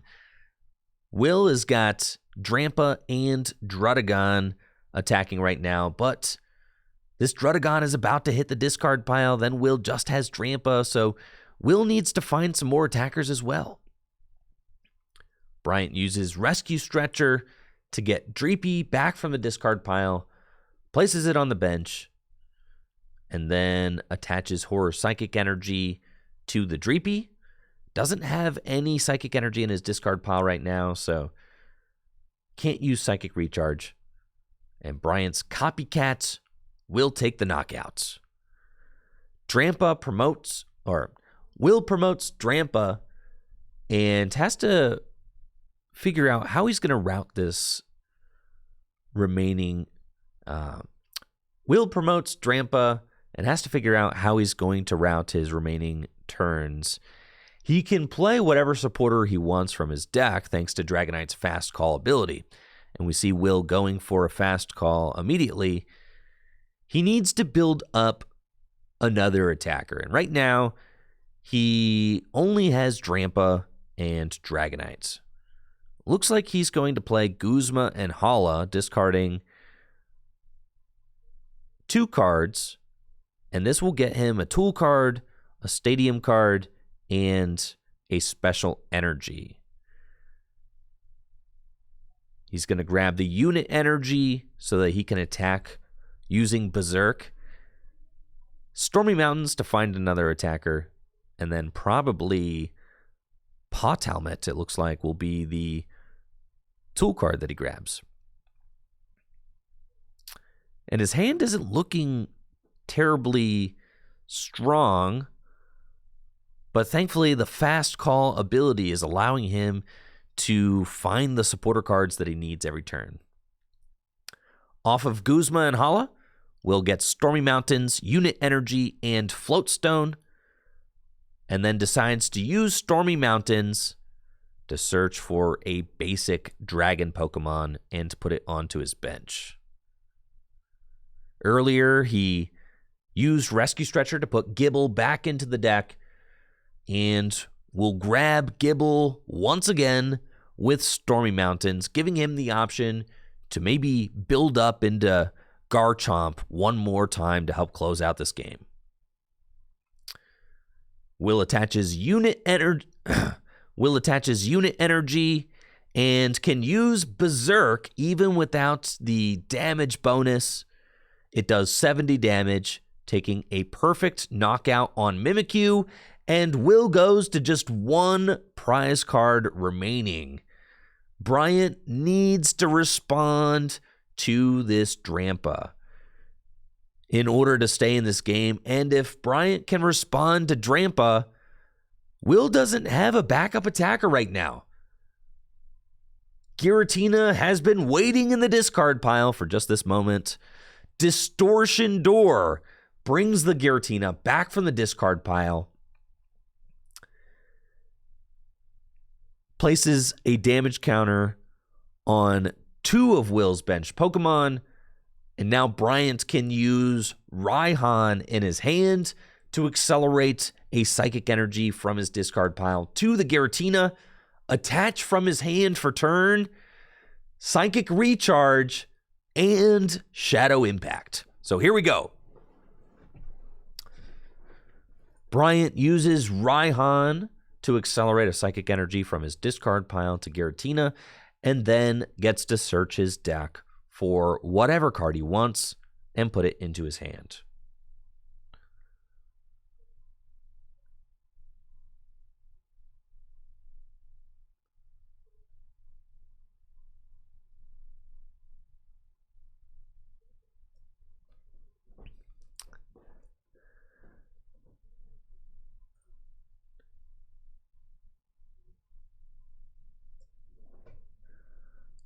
Brian attaches the Psychic Energy for turn, Psychic Recharge, and now Giratina is fully powered up and ready to use Shadow Impact.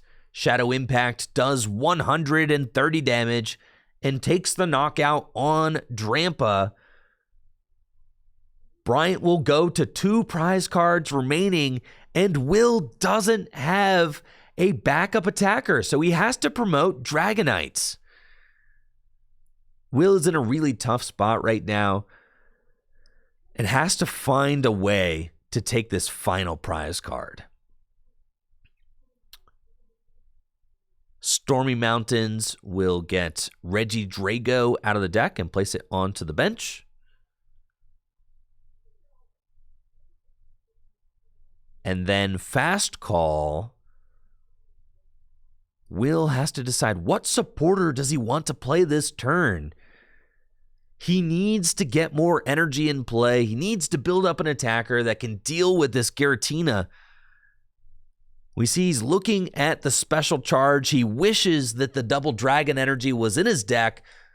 He wishes that the Double Dragon energy is in his deck, but it's just not. It's in the discard pile. He needs to figure out a way to get it back.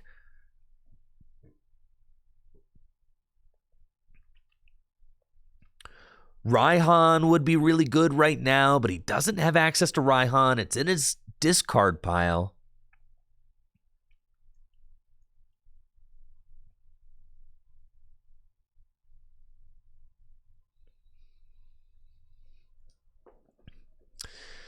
Will decides to go for Silene off of the Fast Call. Silene allows Will to flip 2 coins, and then for each heads, he can put a card from his discard pile on top of his deck, and he gets 1 heads. That's all he needs. It's not over yet, though. He puts the Double Dragon energy from his discard pile on top of his deck. That's going to allow him to power up a Dragon-type Pokemon next turn. He plays down Parallel City, but he doesn't have an energy to attach this turn. Dragonite takes 3 energy to attack. Reggie Drago takes 3 energy to attack. And Gibble is just a Gibble. So this is a really tough position for Will to be in. And Bryant is going to have an opportunity to swing into this Dragonite. Will is playing really conservatively right now and decided not to put the Float Stone on his Dragonite and retreat into another one of his Pokemon. I really would have liked to see Will maybe try to play that hand down to draw into the Double Dragon energy this turn. Also, if Will could play his hand down, I think he's got Mysterious Treasure and Quick Ball. I would have really liked to see Will attach the Float Stone to Dragonite, retreat Dragonite into Reggie Drago, play down the Quick Ball and the Mysterious Treasure before the Silene, and then draw into the Double Dragon energy. And then if you put the Double Dragon energy on the Dragonite, Fast Call can go get the game-winning Boss's Orders or Guzma to finish off the game the following turn. But Will is being a little bit too conservative with his hand and decided not to use Reggie Drago's Dragon Horde. I would have really liked to see Reggie Drago's Dragon Horde ability draw some cards this turn. Also, getting the Dragonite out of harm's way would have been really solid for Will. Instead, this Dragonite's about to eat a Shadow Impact, and if Dragonite goes down, Will doesn't have a lot of consistency left. Bryant will use Clara and gets Dracloak and Dragapult back from the discard pile, slowly building that Dragapult back up. And then we'll swing with Giratina's Shadow Impact, putting the Dragonite to 140 damage. It's just got 20 hit points left. Will top decks the Double Dragon energy that he put on top of his deck with Silene, and he needs to figure out how he's going to take this last prize. Bryant only has 2 prizes remaining. It's technically possible for Bryant to take the win next turn. He could evolve into Dragapult, Psychic Recharge to Dragapult, attach from hand, Guzma up Gibble, and take a 2-prize turn. It's possible for Bryant to win. This is a really close game. Will gets Lusamine off of Fast Call and grabs Teammates and Raihan out of his discard pile. These are the supporter cards that he wants to play next turn. And I'd like to see him save this Dragonite, but the problem is, if Will retreats Dragonite, it could get knocked out on the bench by Dragapult next turn. And Will decides to pass, doesn't place down the double dragon energy. He's trying to bait Bryant into using an attack to take the knockout so that he can Raihan for win. Will's trying to bait Bryant into taking the knockout so that he can use either teammates or Raihan to get the game-winning cards. I understand Will's hesitation to play down that double dragon energy because it's possible for Bryant to just take a knockout on the Pokemon he plays it to. But now look at it. Bryant's using Let Loose, and Will is left without the double dragon energy in his hand. He's going to have to shuffle his hand into his deck and draw 4 random cards off the top. He might not get it back.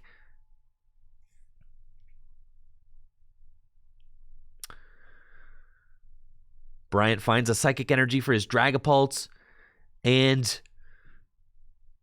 Bryant is really mounting a crazy comeback here. Shadow Impact will take the knockout and bring Bryant to just 1 prize card remaining.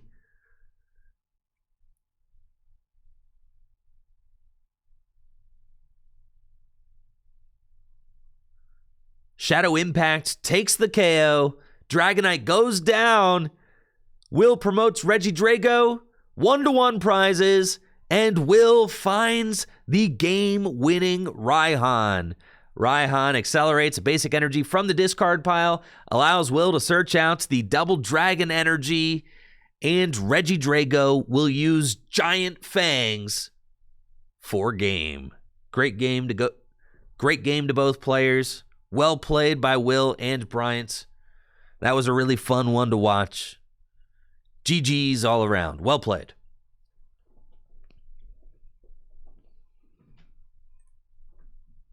What's up? You ready for your results? My results! Okay. Hold on. I'm not going to be on camera. That's fine. Okay. All right. Those of you guys that were watching this morning, the results are in. All right. You got a 95%.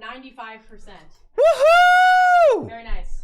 95 on... You got 28.5 out of 30. 28.5 out of 30. My grading certificate, that's right. So you can technically come grade for me when I don't want to do it anymore, which is right now already. No, that's... Whoa. It's all a trick to get you to grade. Oh, what the... I'm going to frame this and hang it in my office. That's right. I am grading certified. Now, for the future employees who watch this, I changed some of the cards so that you can't cheat entirely based on Andrew's stream. Yes. Natalie says That's what it needed to do. future employees won't be able to just copy my answers completely. Though they'd want to, because I passed that test with flying colors. I think I got some half marks on some. There were some where it's like, okay, some of them you get a 50% credit if you're like within one. But I'm not allowed to say which ones I got wrong, because then, you know, future Full Grip employees could cheat by copying my answers, right? Just saying. Yes. 95%. Dang, feels good. That's right. I knew I still had it. That's what I'm talking about. People say I don't even work here. Come on now. That was fun, though. That was fun. I had fun doing the...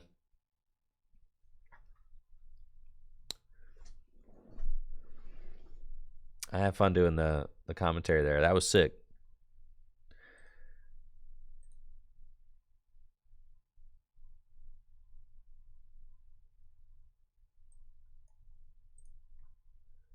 Yo, how you guys liking the tabletop?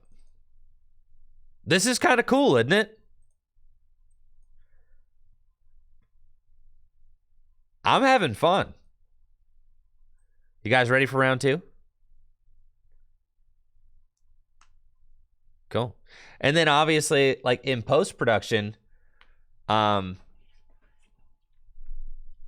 in post-production, I'll be able to like put up cards and do zoomies and overlays and all of that.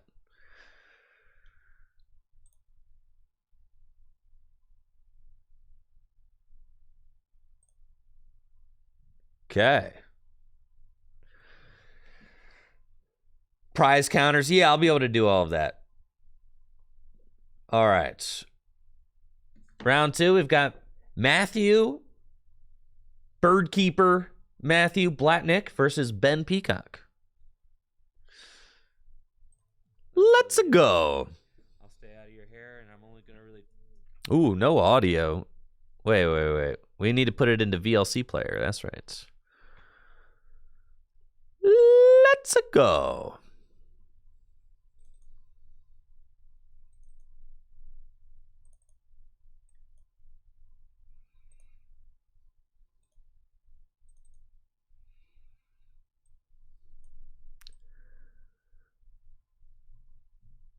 How do I full screen this?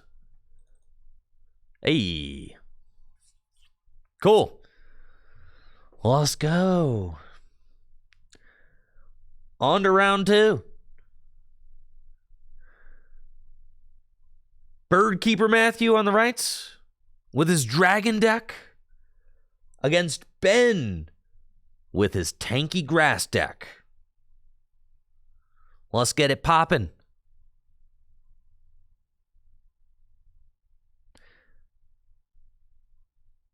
Again, I got my angles are messed up. So it's Birdkeeper Matthews on the left, Ben's on the right. Let's get this game underway. We've got Matthew starting things out.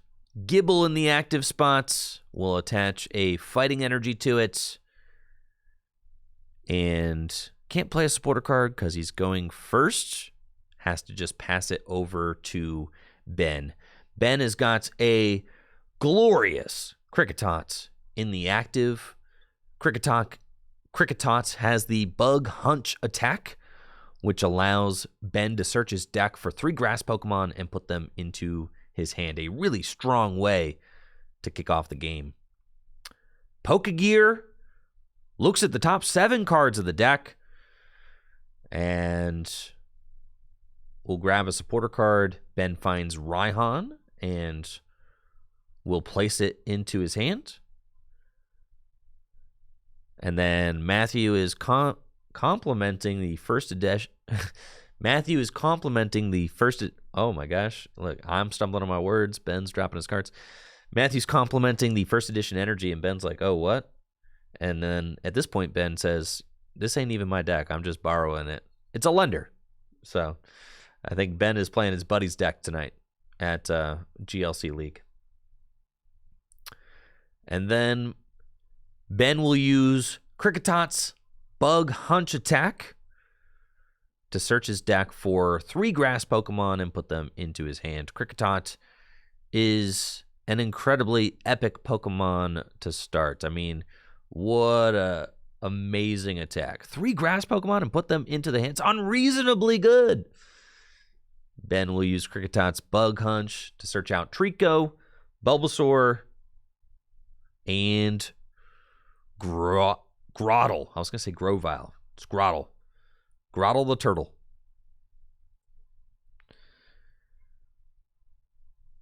All right, now Matthew's got some options. He's got Guzma and Hala in his hands. And Floatstone.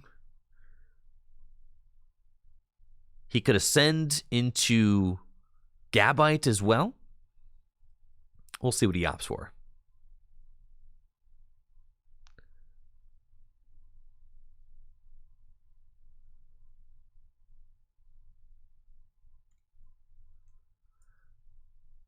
Matthew will play Guzma and Hala, discards Lusamine and Rescue Stretcher. Guzma and Hala allows him to search his deck for a Stadium card, a Special Energy, and a Tool card to put into his hand.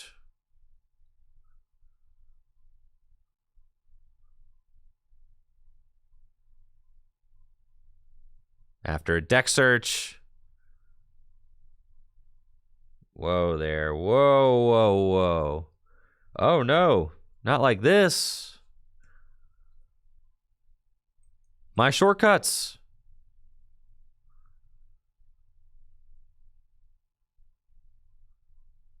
Immersion ruined. This is what I wanted right here. All right, here we go. I've got it. Off of Guzma and Hala, Matt gets Stormy Mountains, Prism Energy, and a tool card. Stormy Mountains he'll use right away to go search out a basic dragon Pokemon and put it onto his bench. He's eyeing up Regidrago. Regidrago would probably be a good one. Doesn't look like Matt has a lot of solid draw cards in his hand right now. So, okay, yeah. Doesn't look like Matt has a lot of solid draw cards in his hand right now. So using Dragon Horde would be fantastic to help him see some more cards.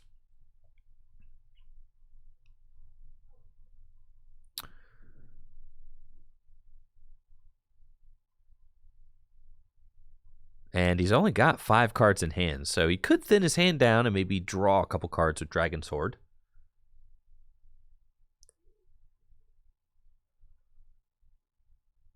Cape of Toughness going on to Regidrago, and Water Energy onto Gibble.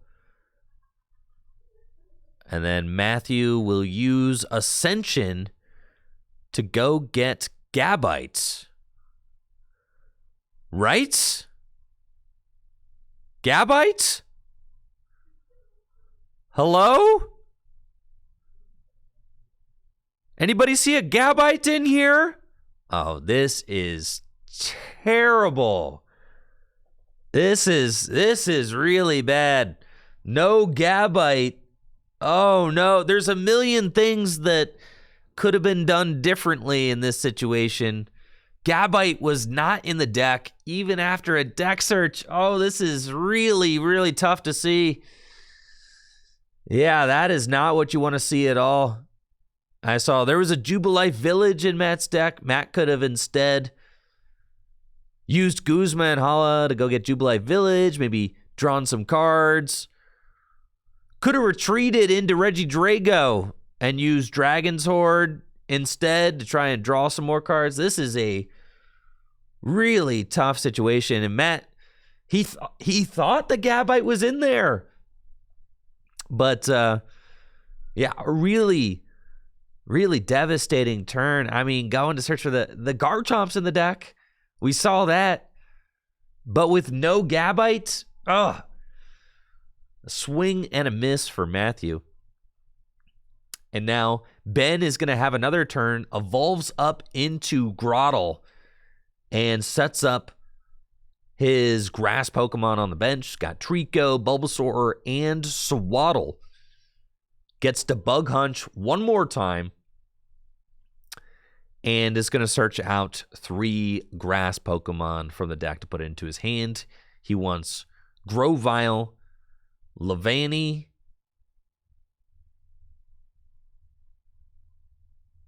and one more. And Deerling.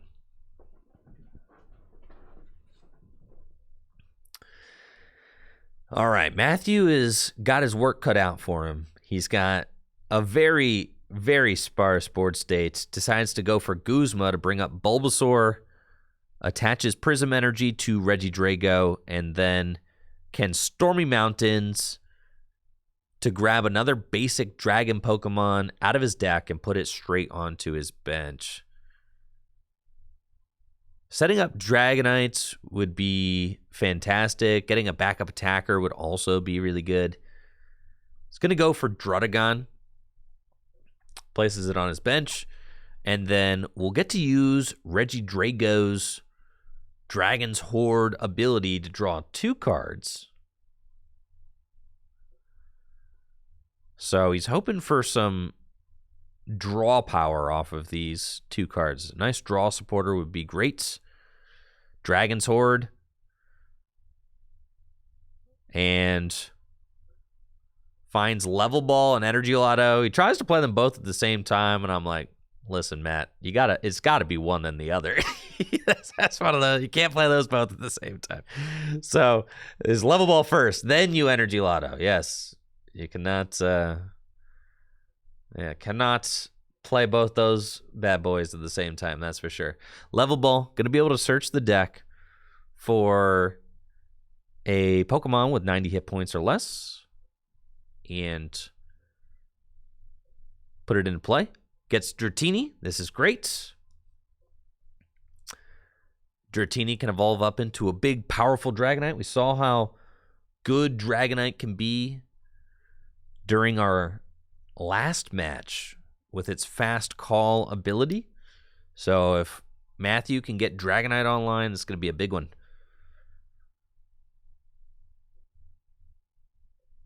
And then Energy Lotto. Look at the top 7 cards. Gets to grab an energy he finds there and put it into his hand. It's a swing and a miss, unfortunately. No energy off of the Energy Lotto. And those cards go back into his deck.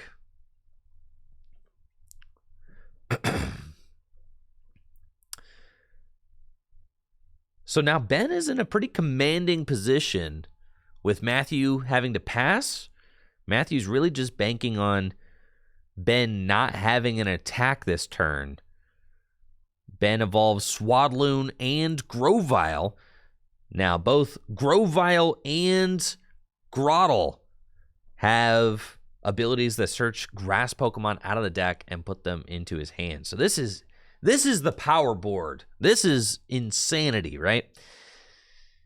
With both Grottle and Grovyle searching out grass Pokemon every turn, these evolution Pokemon are coming into play extremely quickly. We see Ben grabs Ivysaur and Torterra, thinks about evolving the Bulbasaur into Ivysaur, but that thing's got a retreat cost of 4. So decides to think again before slamming the Ivysaur down.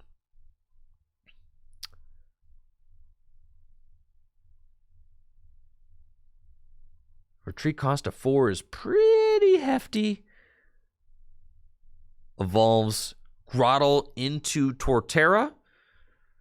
And then Ben trying to decide how he's going to move this Bulbasaur. Actually decides to Cynthia. So a small misplay on Ben's part. He thought he wanted the Ivysaur and then realized that the Ivysaur had a retreat cost of 4 and that he has to move this Bulbasaur. So probably should have saved that Sunshine Grace until after the Cynthia. So a small misplay there. We'll see if he gets punished for it. And sure enough, with Turfield and Netball,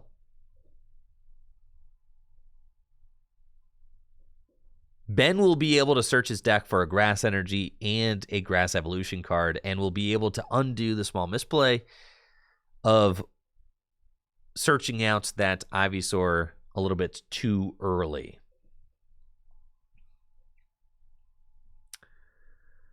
Now he's going to use Turffield Stadium, go get the Ivysaur that he wanted earlier. And again, like I said, this is Ben's borrowing his buddy's deck. So maybe he didn't realize that the Ivysaur had a retreat cost of 4 before the Cynthia.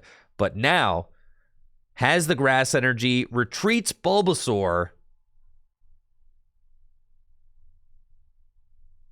and sends up Torterra. Now, Torterra has to just pass. Does not have the second energy to use Evo Press yet. So Matthew gets one more turn to be able to formulate a strategy. Dragonair comes down. That's big. Now Matthew's just one Evo Soda, Evolution Incense, whatever, from getting Dragonite online. Regidrago's Dragon Horde can draw 2 cards. And then it looks like Matthew has Sonia and Aurora Energy. I really want to see Matthew use Sonya for some basic energy this turn and attach them to Drudagon. Drudagon is the best backup attacker he's got right now, and he absolutely needs to attach an energy. Instead, goes for Boss's Orders on Ivysaur, trying to stall it with 4 energy attached, but we see Ben has got Tate and Liza in the hand. So Ben's going to use Grovile's Sunshine Grace to go search out Venusaur from the deck. And this Gust play, Matthew's going to get punished for this big time. Sunshine Grace and Turffield Stadium can both search out evolution cards from Ben's deck, and he's getting set up beautifully right now. Matthew missing the energy attachment this turn, I think, is really going to cost him. Now, Levani has the Blanket Weaver ability, and we're really starting to see the strategy of this grass deck unfold. With Levani's Blanket Weaver ability, all of Ben's grass Pokemon are taking minus 40 damage from attacks. And Venusaur's Jungle Totem ability makes it so that all grass energy count as 2. So now that 1 grass energy on Torterra counts as 2 grass energy, and Torterra can use its powerful Evo Press attack for 5, 10, 15, 20, 200 damage. And Ben takes the first knockout. Now Matthew has nothing. But if he had used Sonya the turn previously and still had the Boss's Orders in his hand this turn, he would be able to take a Gust knockout on Levani, which would be really good. Instead, has to promote Drudagon, does not have the cards he needs to be able to respond. This is a really tough position for Matthew to be in, and I think he's rubbing his head, kind of realizing the error of his ways and figuring things out on the fly. Sometimes we learn the hard way. And just having a tough time figuring out what to do with his hand.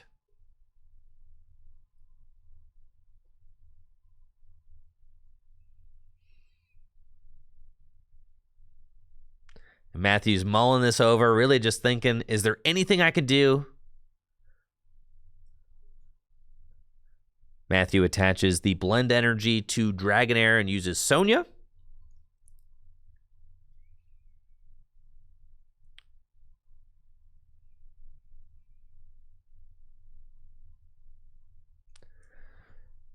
Sonya nets Matthew a Fire Energy and a Water Energy that he can put into his hand. But at this point, he's got a Torterra, kind of staring down at him, dealing 200 damage a turn. Really tough to deal with. And without that Gabite, man, this game is really slipping away from Matthew.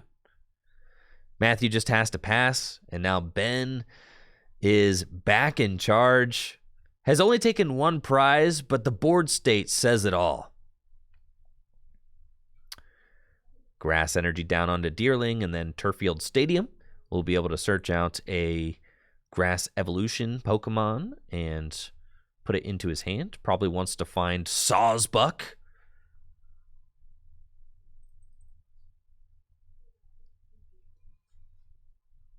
Sawsbuck has the Seasonal Blessings ability, which will allow Ben to draw a card every turn. Drawing an extra card, busted. Who doesn't love to do that?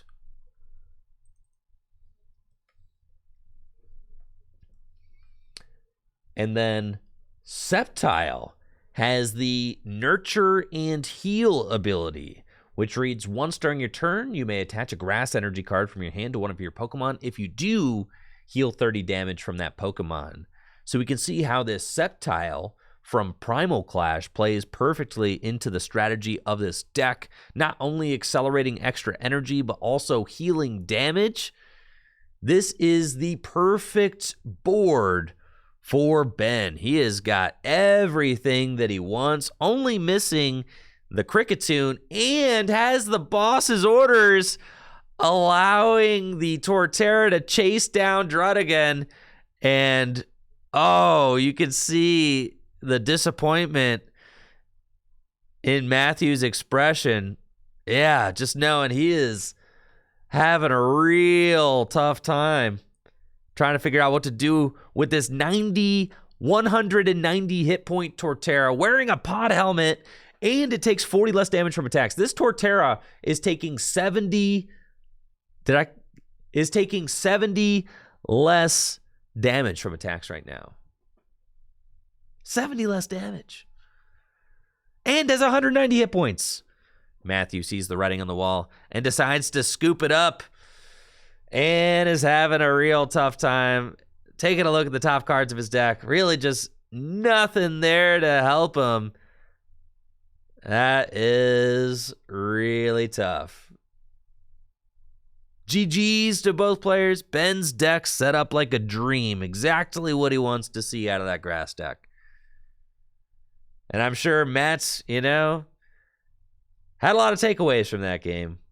He ends up doing well this tournament. So I think this game was just this was the tough one. And the one that happened to be recorded on camera. GG's to both players. Yeah. Matthew would go on to finish 3-1. So he definitely turned things around after that game.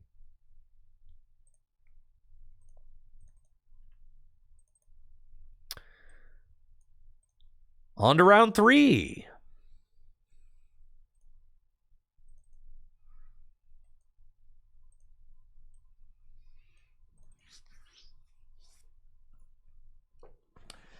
We've got Ben Lidner versus John Patterson. Let's go.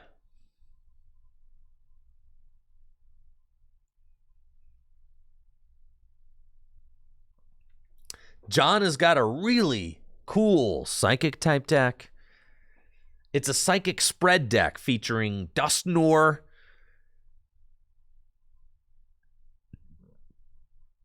Ben has got a grass deck.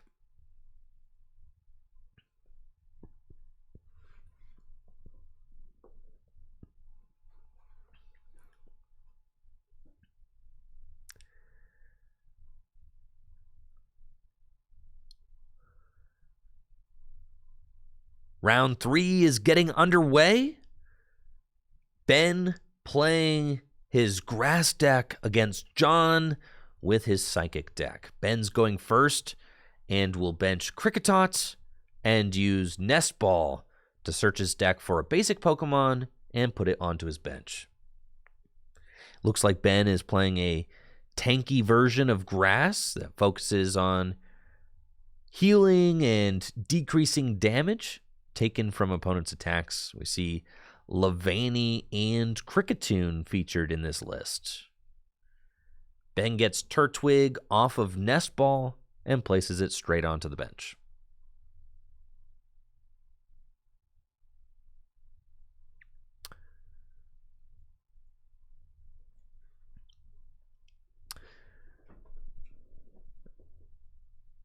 Ben opts to attach Grass Energy to Turtwig and passes it over to John. John has got Wobbuffet in the active spot. Wobbuffet is arguably the best opener in this psychic type deck. I would not even say arguably. Wobbuffet is the best opener in this psychic type deck with its Bide Barricade ability, which makes it so that all other abilities from non-psychic Pokemon work. No other Pokemon have abilities unless they're psychic type, while Wobbuffet is in the active spots. John is going to use Duskull's. What's this called?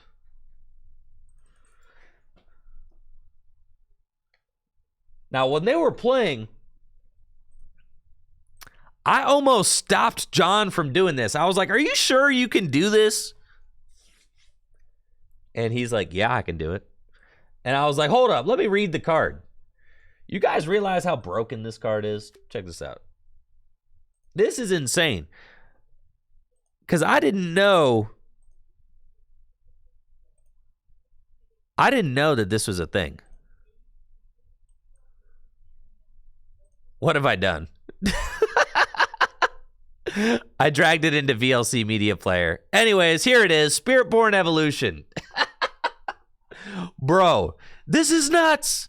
Once during your turn, you can discard 3 cards from your hand. If you do, search your deck for a card that evolves from this Pokemon and put it on this Pokemon to evolve it.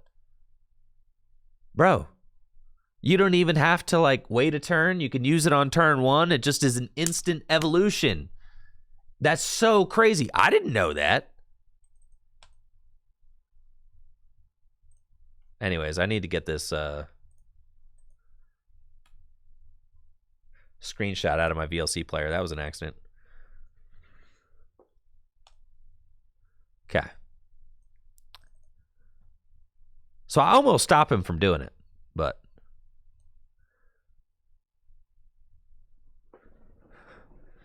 that's crazy. So we can get the turn 1 Dusclops. It's completely nuts. All right, we're back here. Yada, yada. Ben attaches grass, passes to John. John has Wobbuffet in the active spot. Wobbuffet is the best opener for the Psychic-type deck with its Bide Barricade ability, which shuts down all non-Psychic type Pokemon's abilities as long as it's in the active spot. So going to keep Ben from using his powerful Grass-type Pokemon's abilities.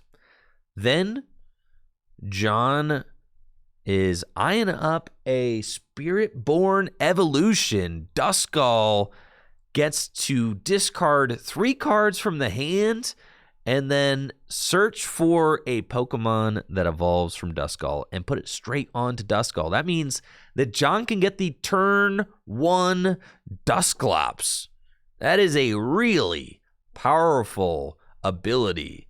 Getting Dusclops into play fast like this is going to allow John to evolve up into Dusknoir on the second turn of the game. That is a really, really strong start.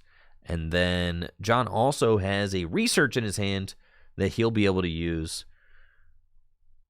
to refresh his hand completely. There we go. Discards his hand and will draw 7 cards. So an explosive start from John, really getting things kicked off quickly.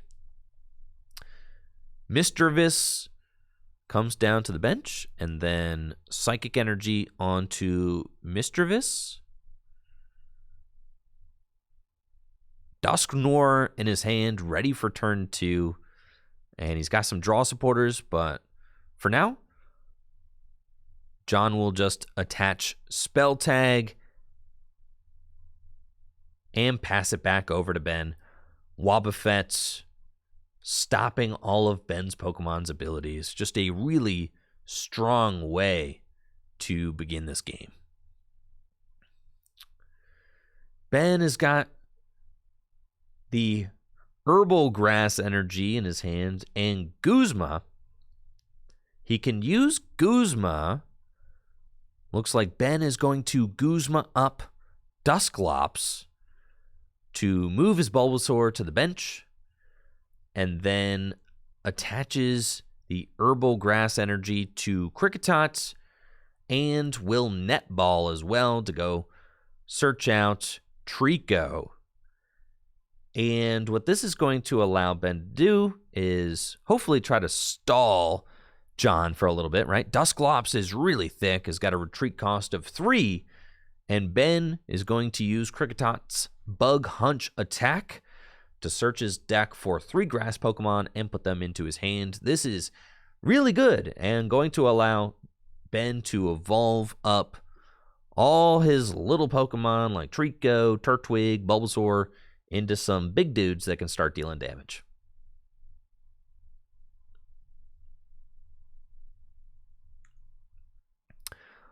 Off of Bug Hunch, looks like Ben gets Grovel, Grottle, and Kricketune.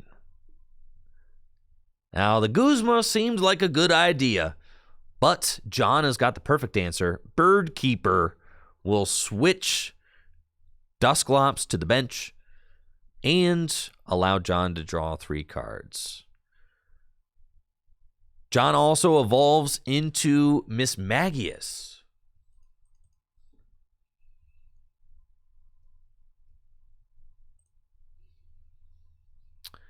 Miss Magius has the Spiteful Magic ability, which reads, if this Pokemon has full HP and is knocked out by damage from an attack from your opponent's Pokemon, place 8 damage counters on the attacking Pokemon. And then Eerie Voice places 2 damage counters on each of your opponent's Pokemon for just 1 psychic energy.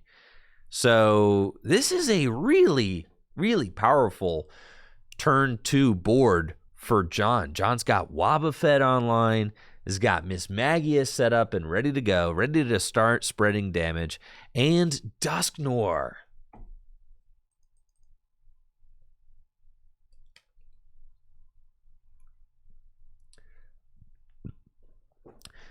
Let's see.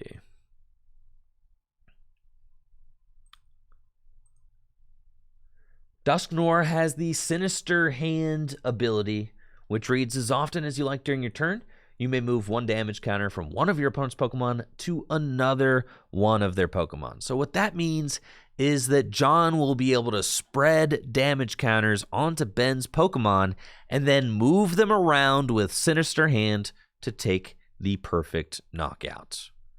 John plays Marnie, will send Ben. John plays Marnie and will send Ben's hand to the bottom of his deck. John will draw 5 cards, and Ben will draw just 4. Quick Ball, discarding Psychic Energy, and we'll search out a basic Pokemon. Looks like John wants to start building up that Lunala. Lunala is such a powerful card in John's deck. I don't know if I see the Cosmog, though. Maybe the Cosmog is prized? Blacephalon's in deck. I don't see. There it is. Okay. Quick Ball discards Psychic Energy, and John finds Cosmog so that he can start building up towards that powerful Lunala. Oh, that's a double supporter. You're right. Wow. I didn't catch that. Dang it. Disqualified. All right. Well, thanks, guys. I'm going to... How did none of us see this? No!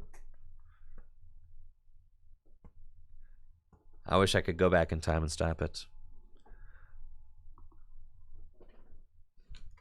Sorry. I got to be a better table judge next time. All right, I'll be more careful. I'm not going to lie. All right, while I was recording these, I may or may not, I was level grinding an Emerald, all right? I was recording and I was playing Emerald at the same time, okay? I trusted them to figure it out and not do that, okay? I was playing a little bit of Pokemon Emerald. I'll admit it. But I have to be eagle-eyes next time, all right? I have to be eagle-eyes. I'll be more careful. All right. This all learning experience is a learning experience. All right, here we go. We'll just pretend that there wasn't a double supporter there. How about that? All right, Ben's turn.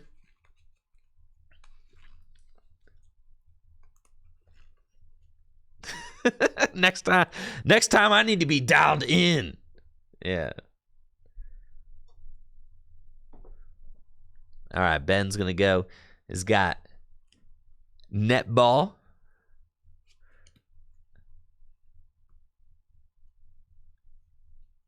And we'll be able to search out. Oh, he's already used Netball. No, he's using Turffield now. All right. Ben's got Turffield. He's using Turffield, right? Pretty sure he's using Turffield.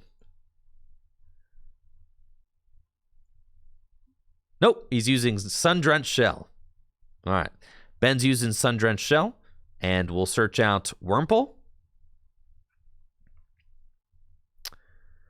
And then we'll attach a grass energy to Grotle and go for Sunshine Grace or Turfield. I mean, at this point, Ben's got 3 effects on the board that allow him to search out grass Pokemon from the deck. He's got Turfield, he's got Sun-Drenched Shell, and he's got Sunshine Grace. He's got a whole bunch.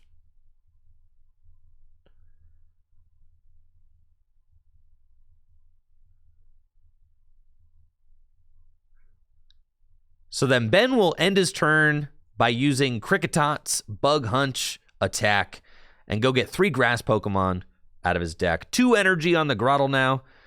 He's getting ready to attack. But I worry that with all these Pokemon set up, John is going to be spreading a lot of damage onto Ben's board. John will use Cynthia, shuffle his hand into the deck, and draw 6 cards.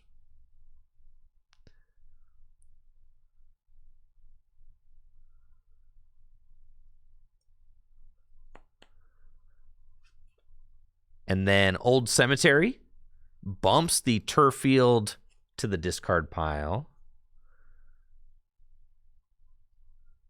And John's got Evolution Incense in his hand. He'll be able to use to go search out either a Malamar or a Cosmoem. We'll see which one he decides to get.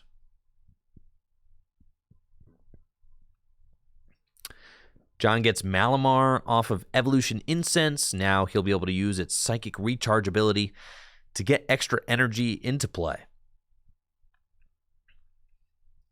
And then uses Fog Crystal to search out Marshadow.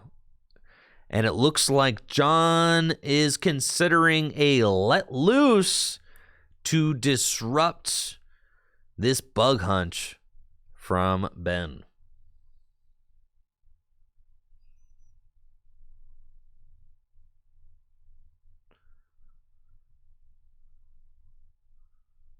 Horror Psychic Energy onto Cosmog. And John's going to let it loose with Marshadow. Each player shuffles their hand into their deck and draws 4 cards.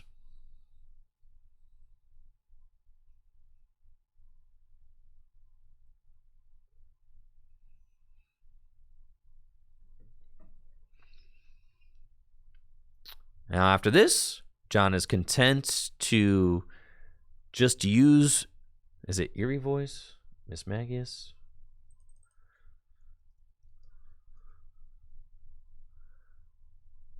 Hold up. Is that a double Psychic Recharge too? Dang, John, you gotta slow it down, bud. That better not have been 2 Psychic Recharges in the same turn. We got you on camera, dog. Was that a double Psychic Recharge this turn?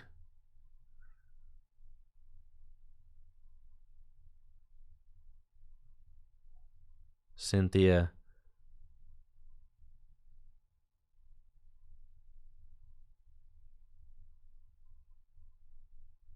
I don't think so. All right, he's chilling. He's chilling. All right, Psychic Recharge.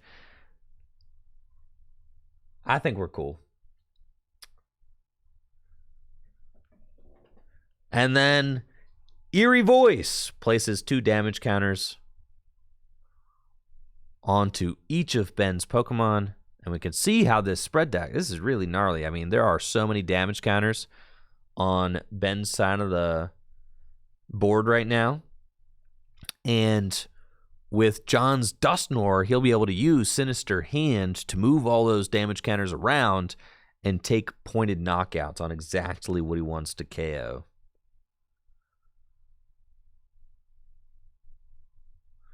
Ben will evolve Wurmple into Silicoon, working towards Beautifly. And then we'll use Sun-Drenched Shell to search out Swaddle.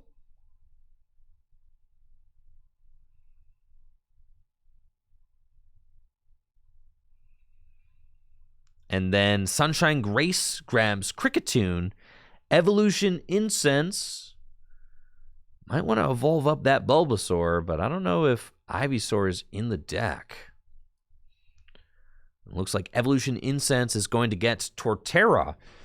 And this Torterra is finally ready to start swinging.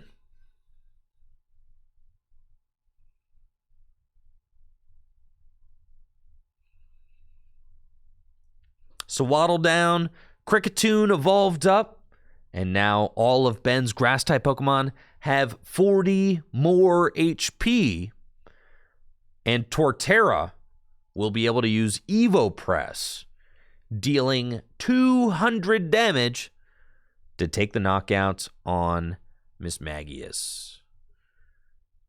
However, since Mismagius does not have any damage counters on it, its spiteful magic ability will place 8 damage counters onto Will's Torterra. Will has Gardenia, though, and will use it to heal Torterra. And then Evo Press will be able to take the knockout, dealing 200 damage. But that Torterra will eat 8 damage counters from the spiteful magic ability. There we go. 8 damage counters, and then Spell Tag places 4 more damage counters. And John is just going to place those on Kricketune. Doesn't really matter where John puts them, because the Dusknoir's Sinister Hand ability will allow John to move the damage counters around wherever he wants. And with Wobbuffet in the active spot, its Bide Barricade ability completely turns off all of Ben's Pokemon's abilities. So Kricketune's, what is it? Something tune? Kricketune? Dang. Kricketune's Swelling Tune ability is turned off right now. So Kricketune's Swelling Tune, which gives all of Ben's Grass-type Pokemon 40 more HP, isn't working since Wobbuffet's Bide Barricade ability is activated. Now John will bench Blacephalon, attach a Psychic Energy to it, and use Colress for a huge Shuffle Draw of 10. I mean, one of the best supporters that the game has ever seen. Shuffle Draw 10. Wow. Incredible. I'm sure John is looking for a Cosmoem or a Rare Candy Lunala to get that Cosmog evolved up, since it does have 2 energy on it. Let's see what he can find.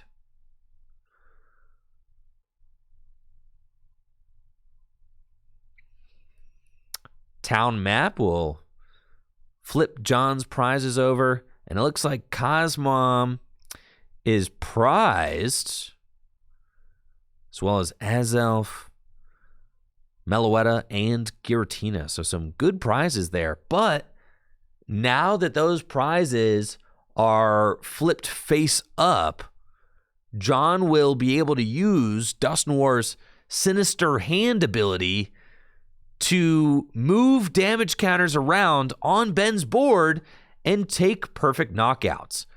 So John's going to take a damage counter off of Silicone and knock out Kricketune. 1 damage counter off of Silicone, and that will put Kricketune to 90 damage, and John will get to take the Cosmoem off the prizes and evolve it right away. And it's crazy being able to take knockouts without ending your turn. That's the power of this Psychic Spread deck with Dusknoir in play.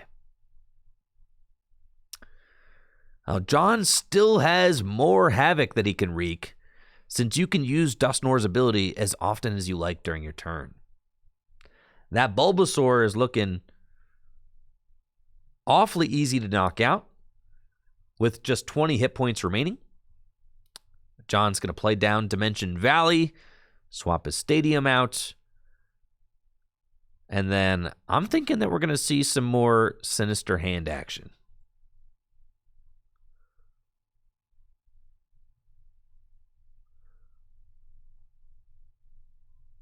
So John moves the 4 damage counters off of Bulbasaur onto Grovyle to get to that perfect 80 damage number and knocks out Grovyle. Now John is counting up the amount of damage that he's going to do with Wobbuffet's Psychic Assault. It does 10 damage plus 10 more damage for each damage counter on the defending Pokemon. So right now that Wobbuffet is doing 90 damage. 90 plus 80 is not quite enough. But John is going to move that final damage counter from Silicoon to the Torterra, putting it at 90 damage, and then Psychic Assault will deal a perfect 100 damage to take the knockout.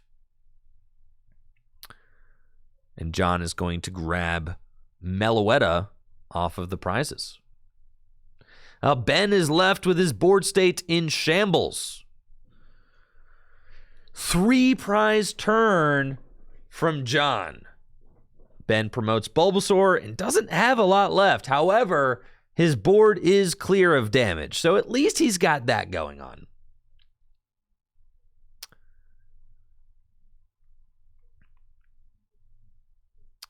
Ben evolves into Swadloon and attaches a grass energy to Bulbasaur. Looks like that Bulbasaur is going to use Find a Friend. Revitalizer will get 2 grass Pokemon out of Ben's discard pile and put them into his hand.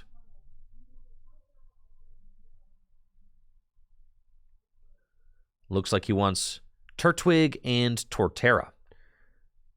Then Ben will play Palpad and shuffle Gardenia and Guzma back into the deck.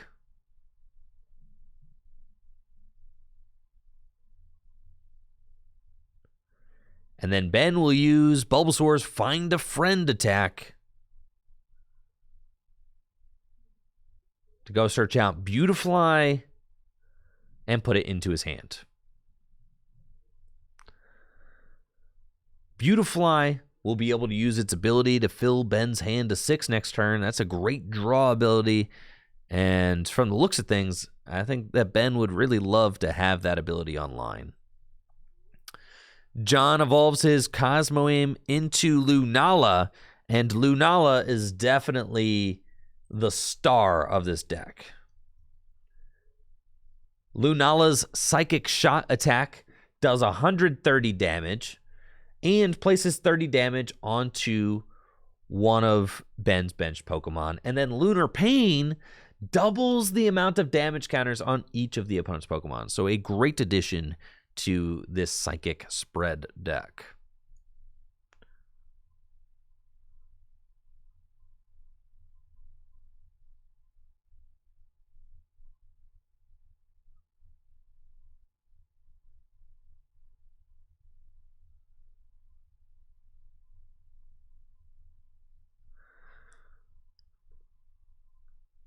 There we go. Guzma will bring Turtwig into the active spot. John chasing down that Turtwig with Lunala and can use its Psychic Shot attack to take the knockout, place 30 damage onto one of Ben's benched Pokemon. Looks like the 30 damage is going on to Bulbasaur, and John will take a prize.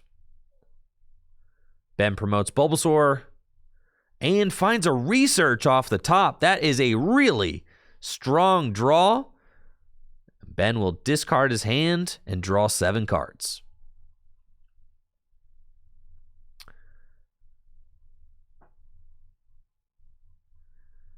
And Ben, eyeing up these cards that he found, decided not to use Beautifly's ability to draw cards before the research.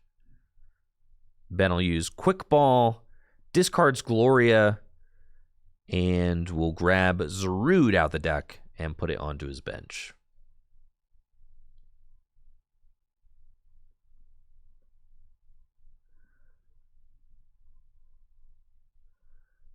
Ben's trying to decide where to put this grass energy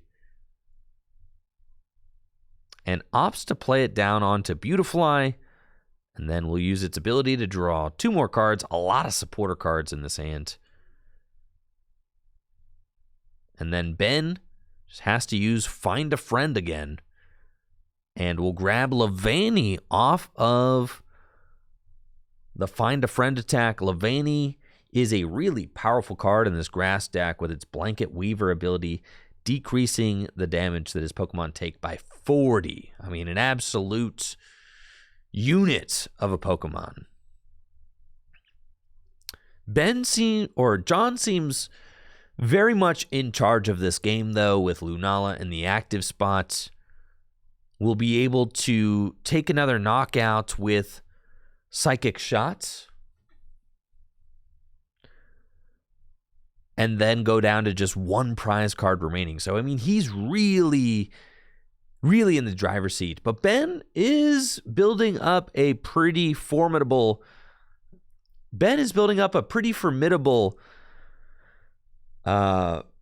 defense with the Levani coming into play next turn.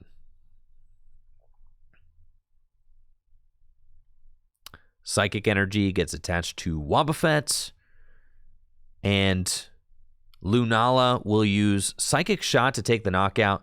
This is a little bit of a missed opportunity from John, because John just wasted that 30 damage that was on the Bulbasaur. I would have really liked to see John use Dusknoir's Sinister Hand to move the damage counters off of Bulbasaur to the bench to save them for later. That's something really cool that you can do with Dusknoir, is that you should never waste a damage counter. There should never be a damage counter that goes unused. The Dusknoir can just save them for later with its Sinister Hand ability. So a little bit of a missed opportunity there from John. John could have moved the damage counter off before taking that knockout. But the ball is in Ben's court, and we'll see what Ben can do to try and hold on to this game. Ben's going to play Level Ball and then fail it and use Colress to shuffle his hand into his deck and draw 7 cards.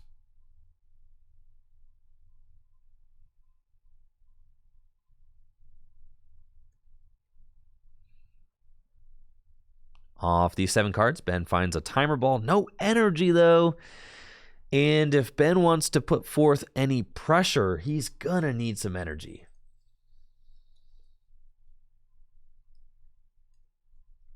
Let's see, what does the Beautifly actually do? Mega Drain only does 70. It heals 30, though. If Ben had found a Grass Energy, he would have been able to use Mega Drain to deal 70 damage and heal that 30 damage off of it. Would have been pretty good.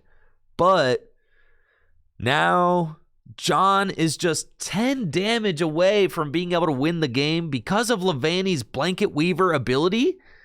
John can't actually deal the 100 damage required in order to win the game. Psychic Shot is only dealing 90 damage since Levani's Blanket Weaver ability decreases the damage that Ben's Grass-type Pokemon take by 40. So again, if John had used Dusknoir's Sinister Hand to move that 30 damage off of the Bulbasaur to the bench, he would have win this turn. A little bit of a missed opportunity there from John, but instead is going to have to settle for swinging for not enough.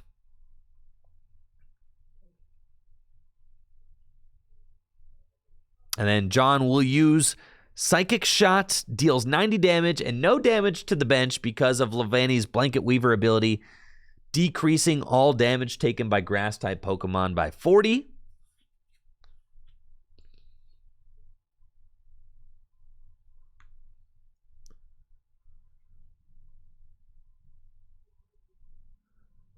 And then Ben is really just mulling this over. Is there anything that Ben can do to stop himself from losing this game? He has to try and go for the boss's orders stall. And playing Timer Ball just to get it out of his hand. But this is a really, really tough spot for Ben to be in. And I think with that, there's nothing left for Ben to do. Just trying to hang on for dear life. See if he can get himself another turn. Decides to play Super Rod to put 3 grass energy back into his deck. He is looking for grass energy. And then can use Beautifly to draw 1 card off the top of his deck. Finds a pot helmet, equips it. But John will just be able to use Dustnor's Sinister Hand to move the 120 damage to Levani and take the knockout. And that is game. GG's to both players. John will advance to 3-0 with the win over Ben's tanky grass deck. GG's. All right, guys, we got one more game to watch. And it's going to be the finale. The winner of this game is the winner of League Night.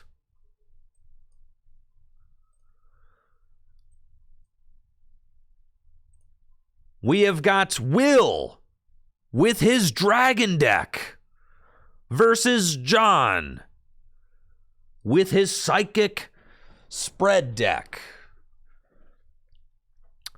Both of these players, 3-0, have not lost a game yet. I'm really excited to see which player takes the win. Will has been piloting his Dragon deck really well all night. Dragon is one of his favorite Gym Leader Challenge decks and has been playing it at the shop for weeks, really mulling the list over too. And from talking with Will earlier in the evening, I know that he was thinking about adding a Mallow and Lana to his deck, and he's playing that Mallow and Lana here tonight. So we'll see if that has any sway against John with his Psychic Spread deck.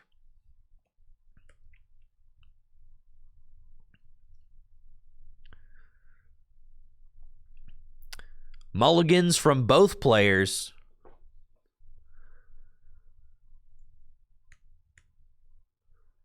And our finals match is getting underway. Will play first, opens Dratini, and has Hisuian Heavy Ball. Gets to search his prizes, see if he can find a basic Pokemon there. He doesn't. I see he's got Rare Candy prized, but nothing major. No major Pokemon prize, no double Dragon energy.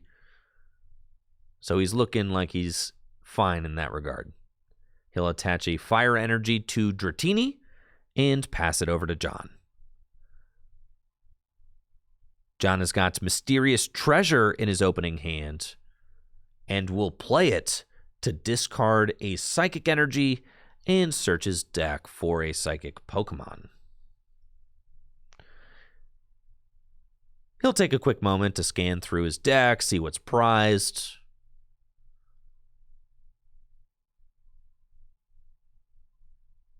Checking your prizes is essential in Gym Leader Challenge format, something you have to do to help you formulate a game plan. Off of the Mysterious Treasure, John will grab Wobbuffet and place it onto his bench.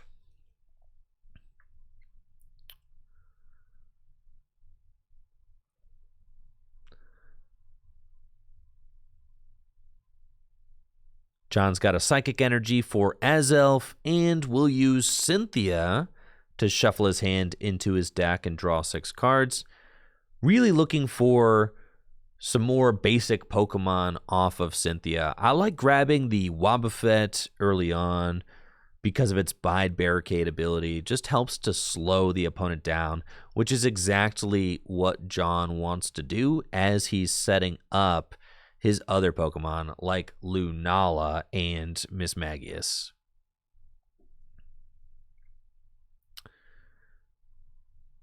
Old Cemetery comes down, and it looks like John was not able to find any other basic Pokemon this turn, but does have a Bridget for next turn that he'll be able to use to search out 3 basic Pokemon. So he's good for now with Wobbuffet in the active spot. Really not a lot that he has to worry about. Will has got Lance, the perfect supporter to kick this game off. Allows Will to search his deck for 3 Dragon Pokemon and put them into his hand. He'll grab Gibble, Gabite, and Dragonair. Dratini will be able to evolve into Dragonair, and Will be able to start setting up that Garchomp. But because of Wobbuffet's Bide Barricade ability, Will not be able to use Dragon Call so long as Wobbuffet is in the active spot. Fighting Energy onto Gibble. It takes 20 damage because of John's Old Cemetery. And then will use Dragon's Wish. This is a really cool attack. You don't always get to use Dragon's Wish in the Dragon deck, but it's really powerful if you do. Dragonair's Dragon's Wish allows you to attach as many energy cards from your hand to your Pokemon in play as you want during your next turn. So if Will can draw into a bunch of energy next turn, he could potentially have a really explosive turn.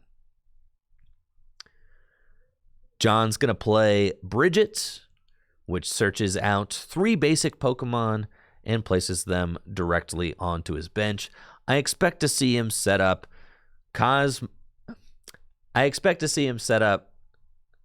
let's see.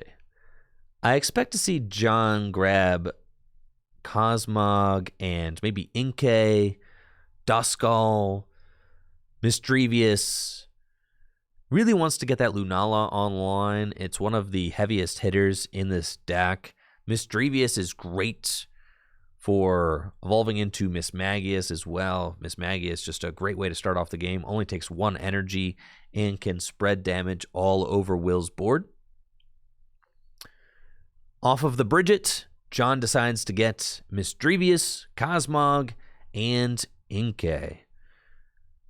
We don't see Duskull yet, though, so maybe the Duskull or the Dusknoir is prized.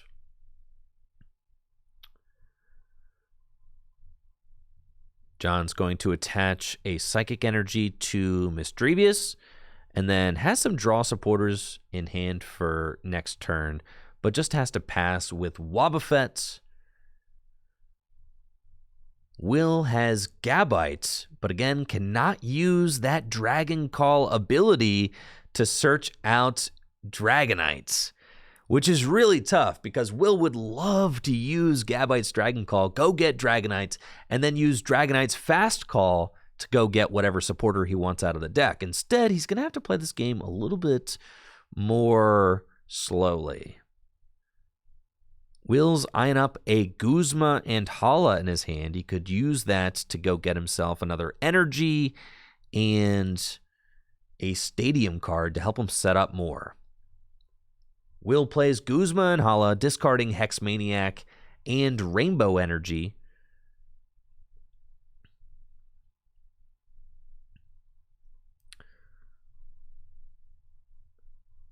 Off of the Guzma and Hala, Will gets Double Dragon Energy, Stormy Mountains, and Pot Helmet, and will use Stormy Mountains to search out a basic Dragon Pokemon from his deck and put it straight onto the bench. So with this, he'll be able to stabilize his board a little bit more.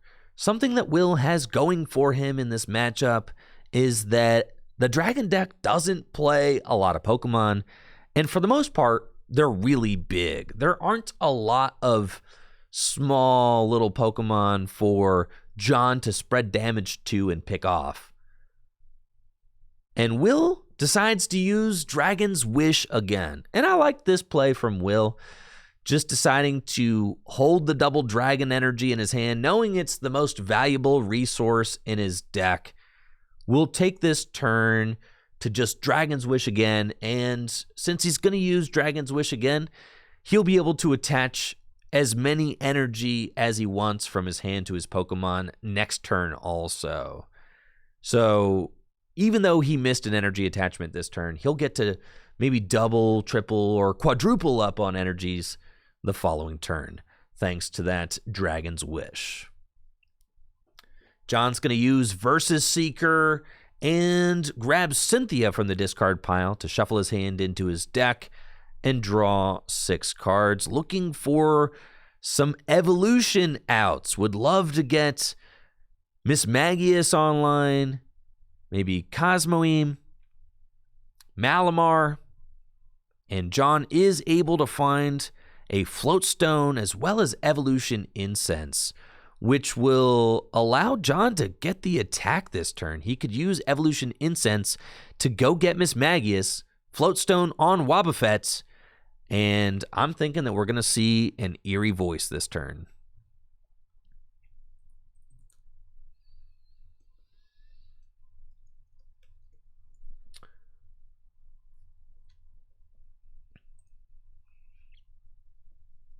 Yep.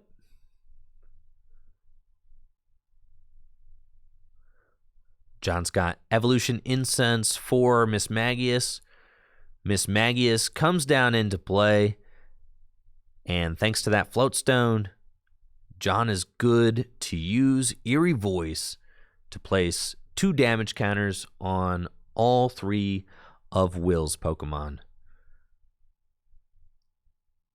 There we go. Psychic Energy onto Azelf, Wobbuffet retreats, and Eerie Voice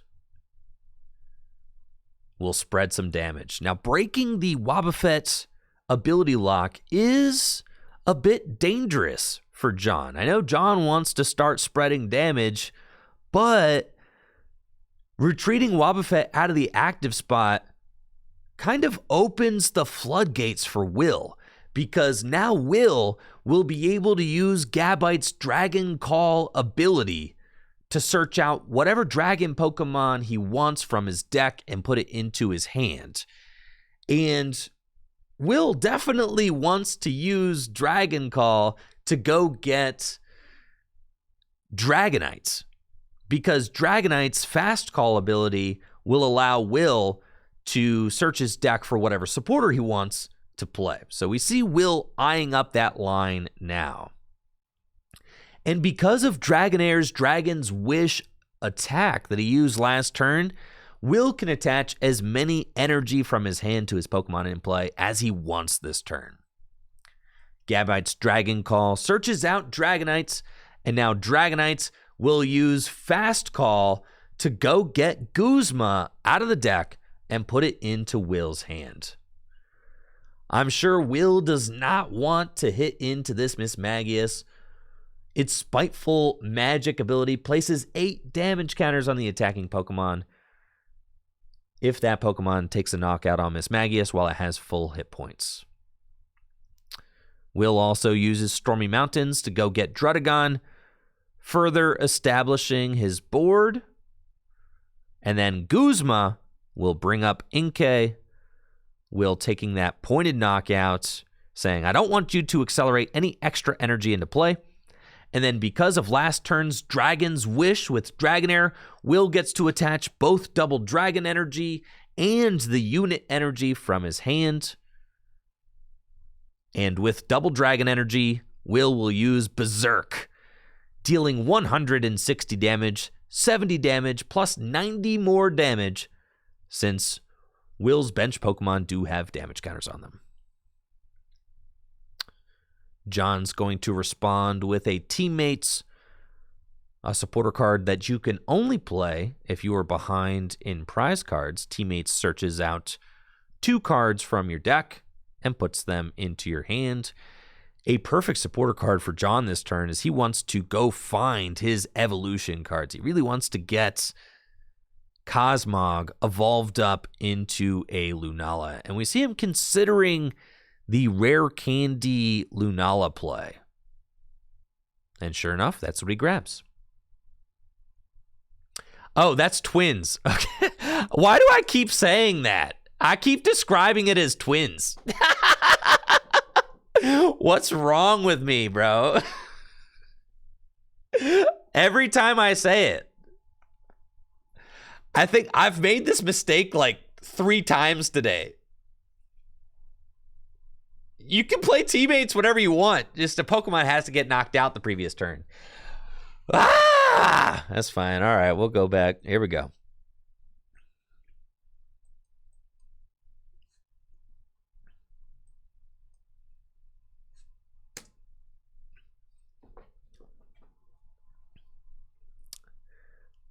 I know. John's going to play Teammates. Teammates is the perfect supporter for John to play this turn. It's a card you can only play if one of your Pokemon was knocked out during the opponent's last turn, and it allows you to search your deck for 2 cards and put them into your hand. We see John eyeing up the Rare Candy and Lunala. I'm sure he would love to evolve the Cosmog into Lunala, one of the strongest Pokemon in his deck. And sure enough, that's what he described. And sure enough, that's what he decides to grab. Thanks for the save there, guys. Appreciate that. We're working out the kinks. Rare Candy into Lunala. And Will is like, please let me read that card. What does it do? Counter energy on Lunala. That Lunala is looking ready to go. And Miss Magius will Eerie Voice, placing 2 damage counters on all of Will's Pokemon.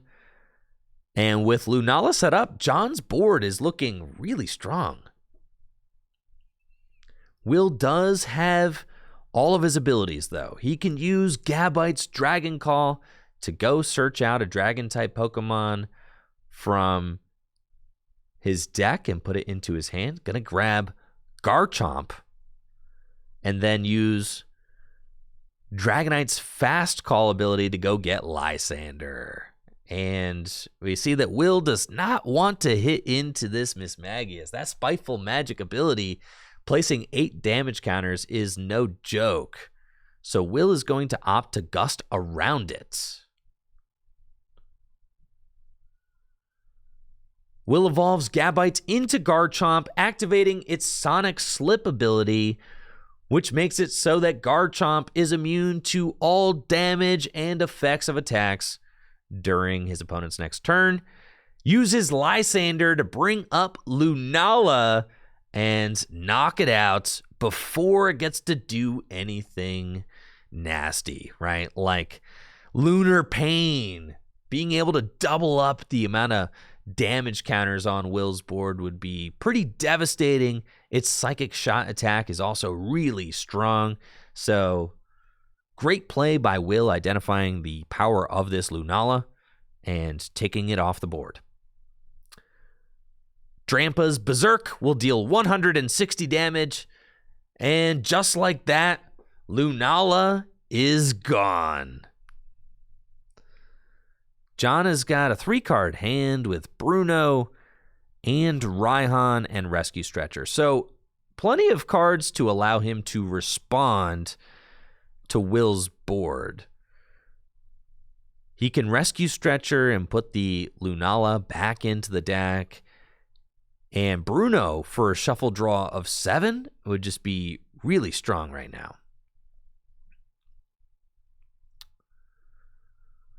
John's going to play Rescue Stretcher and shuffle the Inkay, Cosmog, and Lunala back into his deck.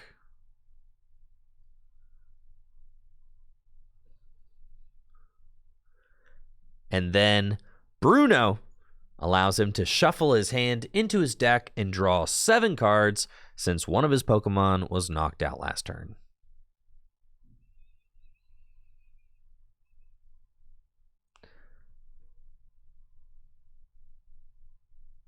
It's a really strong draw off of the Bruno. John finds Town Map, and sure enough, there is the Dusknoir prized spell tag as well, and Blacephalon. But now that those prize cards are flipped face up, John will be able to hand select which ones he wants as he takes prize cards. He's also got Level Ball and Quick Ball in his hand. which he can use to go search out the basic Pokemon that he just put back into his deck. The Inkay and the Cosmog, I'm sure John would love to have him play. But other than that, John's hand is looking a little bit sparse. No draw supporter. He really needs to take a prize card so he can fish that Colress out of the prizes so that he can draw more cards.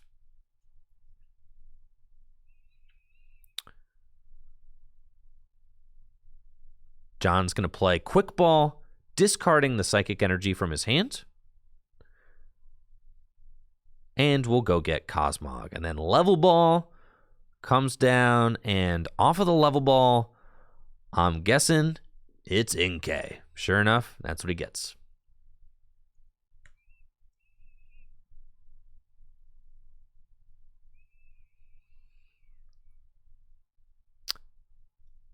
And then John's got Mystery Energy, which he can place down onto Cosmog. And we're going to try it again. Retreats Wobbuffet into Mismagius. And Eerie Voice number 3. Will has done a great job up to this point, gusting around Mismagius and avoiding its spiteful magic ability. But the thing is that Will eventually have to deal with the Mismagius. He can't avoid it forever. He's going to eventually have to bite the bullet and knock this thing out.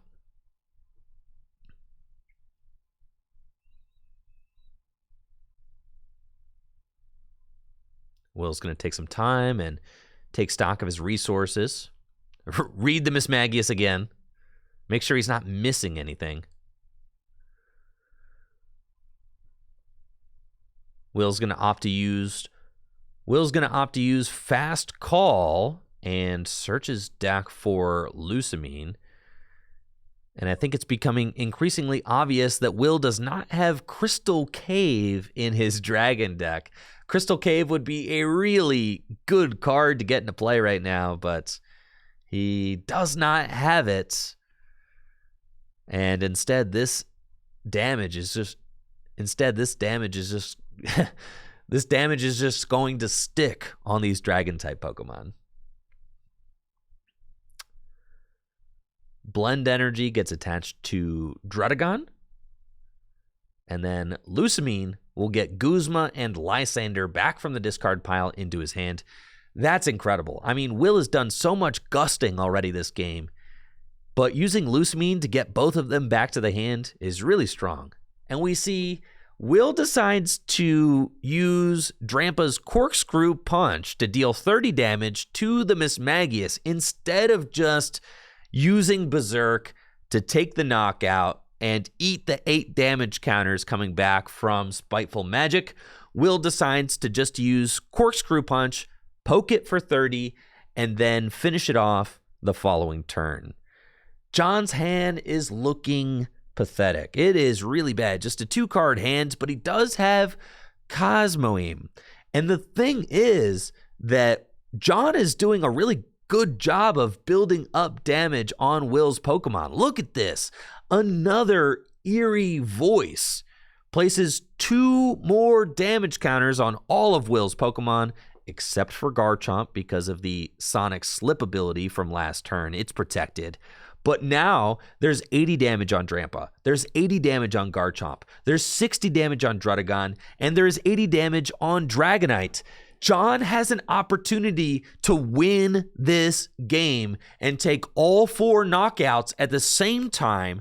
All he needs to do is draw into Lunala, and he wins. He's got Dimension Valley in his hand, and Lunala's Lunar Pain attack doubles up the amount of damage counters on all of the opponent's Pokemon.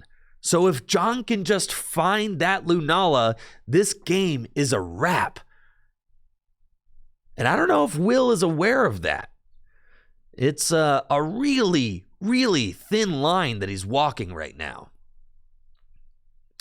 You know, it looks like Will, by all, common wisdom, it looks like Will is in the lead, having taken 2 prizes already and having more Pokemon in play, but John is very close to pulling this off.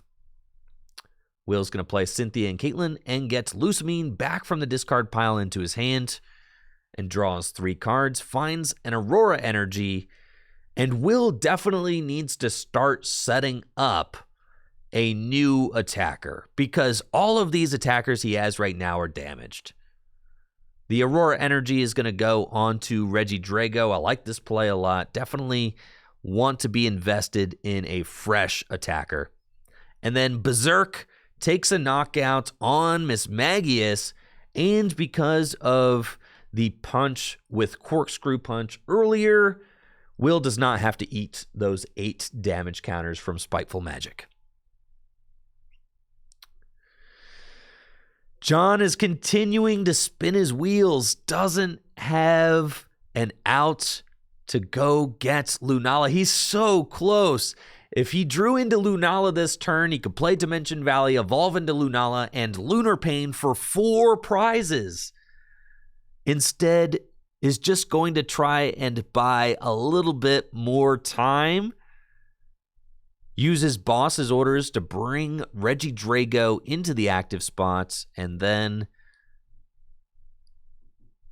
will retreat into Azelf, and Azelf's attack places 2 damage counters on all of the opponent's Pokemon that have damage counters on them already, which at this point is everybody except for Regidrago. So more damage on the board, and oh my gosh, this board is looking really, really weak for Will. I mean, it is all so close to being knocked out. We've got 100 damage on Garchomp. There's 80 damage on Druddigon, 100 damage on Dragonites, and 100 damage on Drampa. John just needs to just poke Will's board, and it's going to fall apart like a house of cards.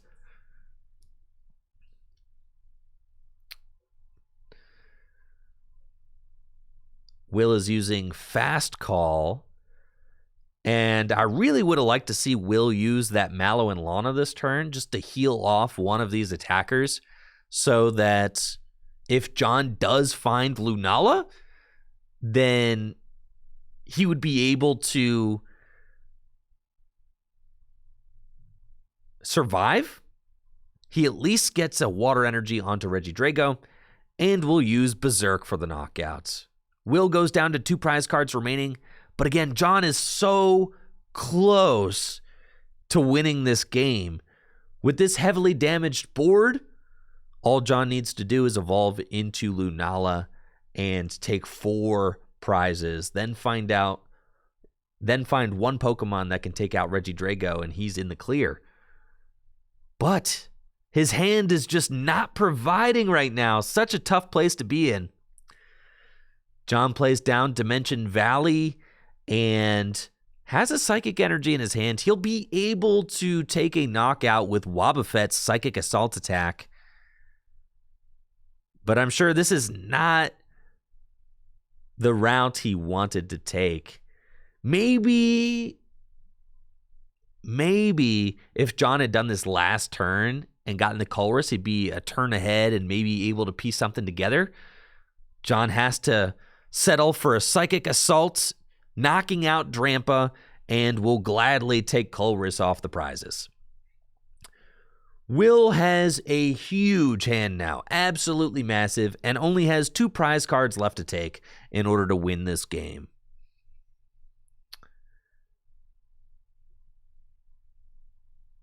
Will's going to attach Pot Helmet onto Garchomp and uses Field Blower to remove the Float Stone and the Dimension Valley from play. Water Energy going on to Dragonites.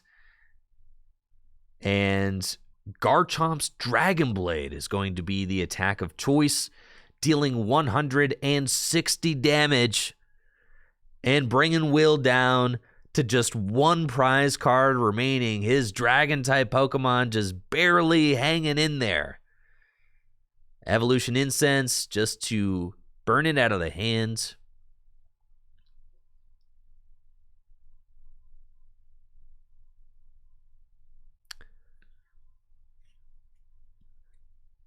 And then does Will have any other plays that he wants to make before launching this attack?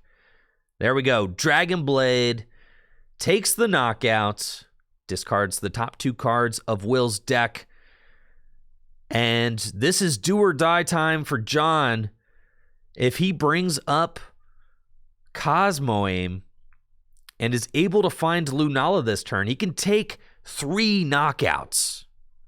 The top deck is Erica's Hospitality, and sure enough, right when John, got a supporter card off of his prizes, he top decks a supporter card. It's pretty much how it always goes. John's going to bench Giratina and trying to decide between Colress and Erica's Hospitality. Decides to go for Colress, but neither player has a lot of bench Pokemon in play. So this Colress is only going to net John 5 cards.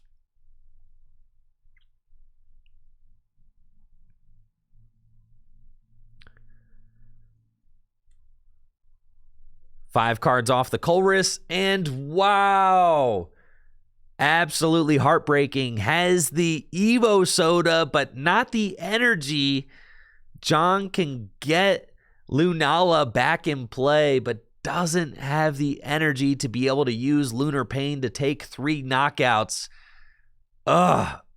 So close. John is right there at the finish line, so close to being able to take this KO.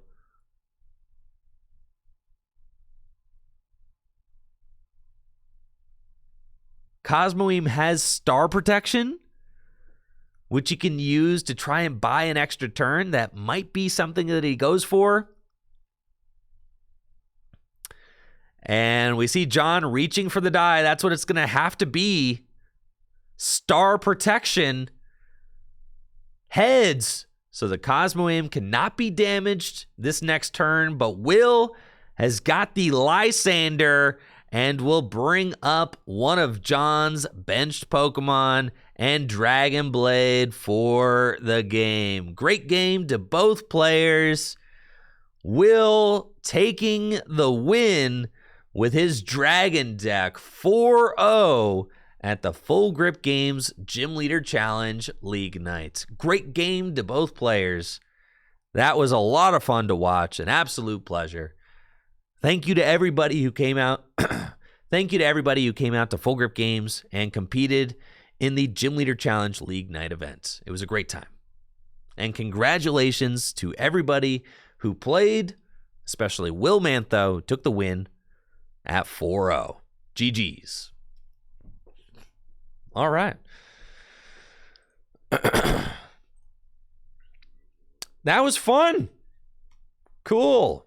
Content, baby.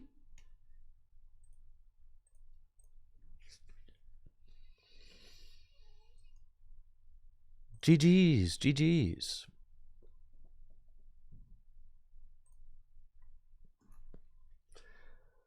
I wanted to get that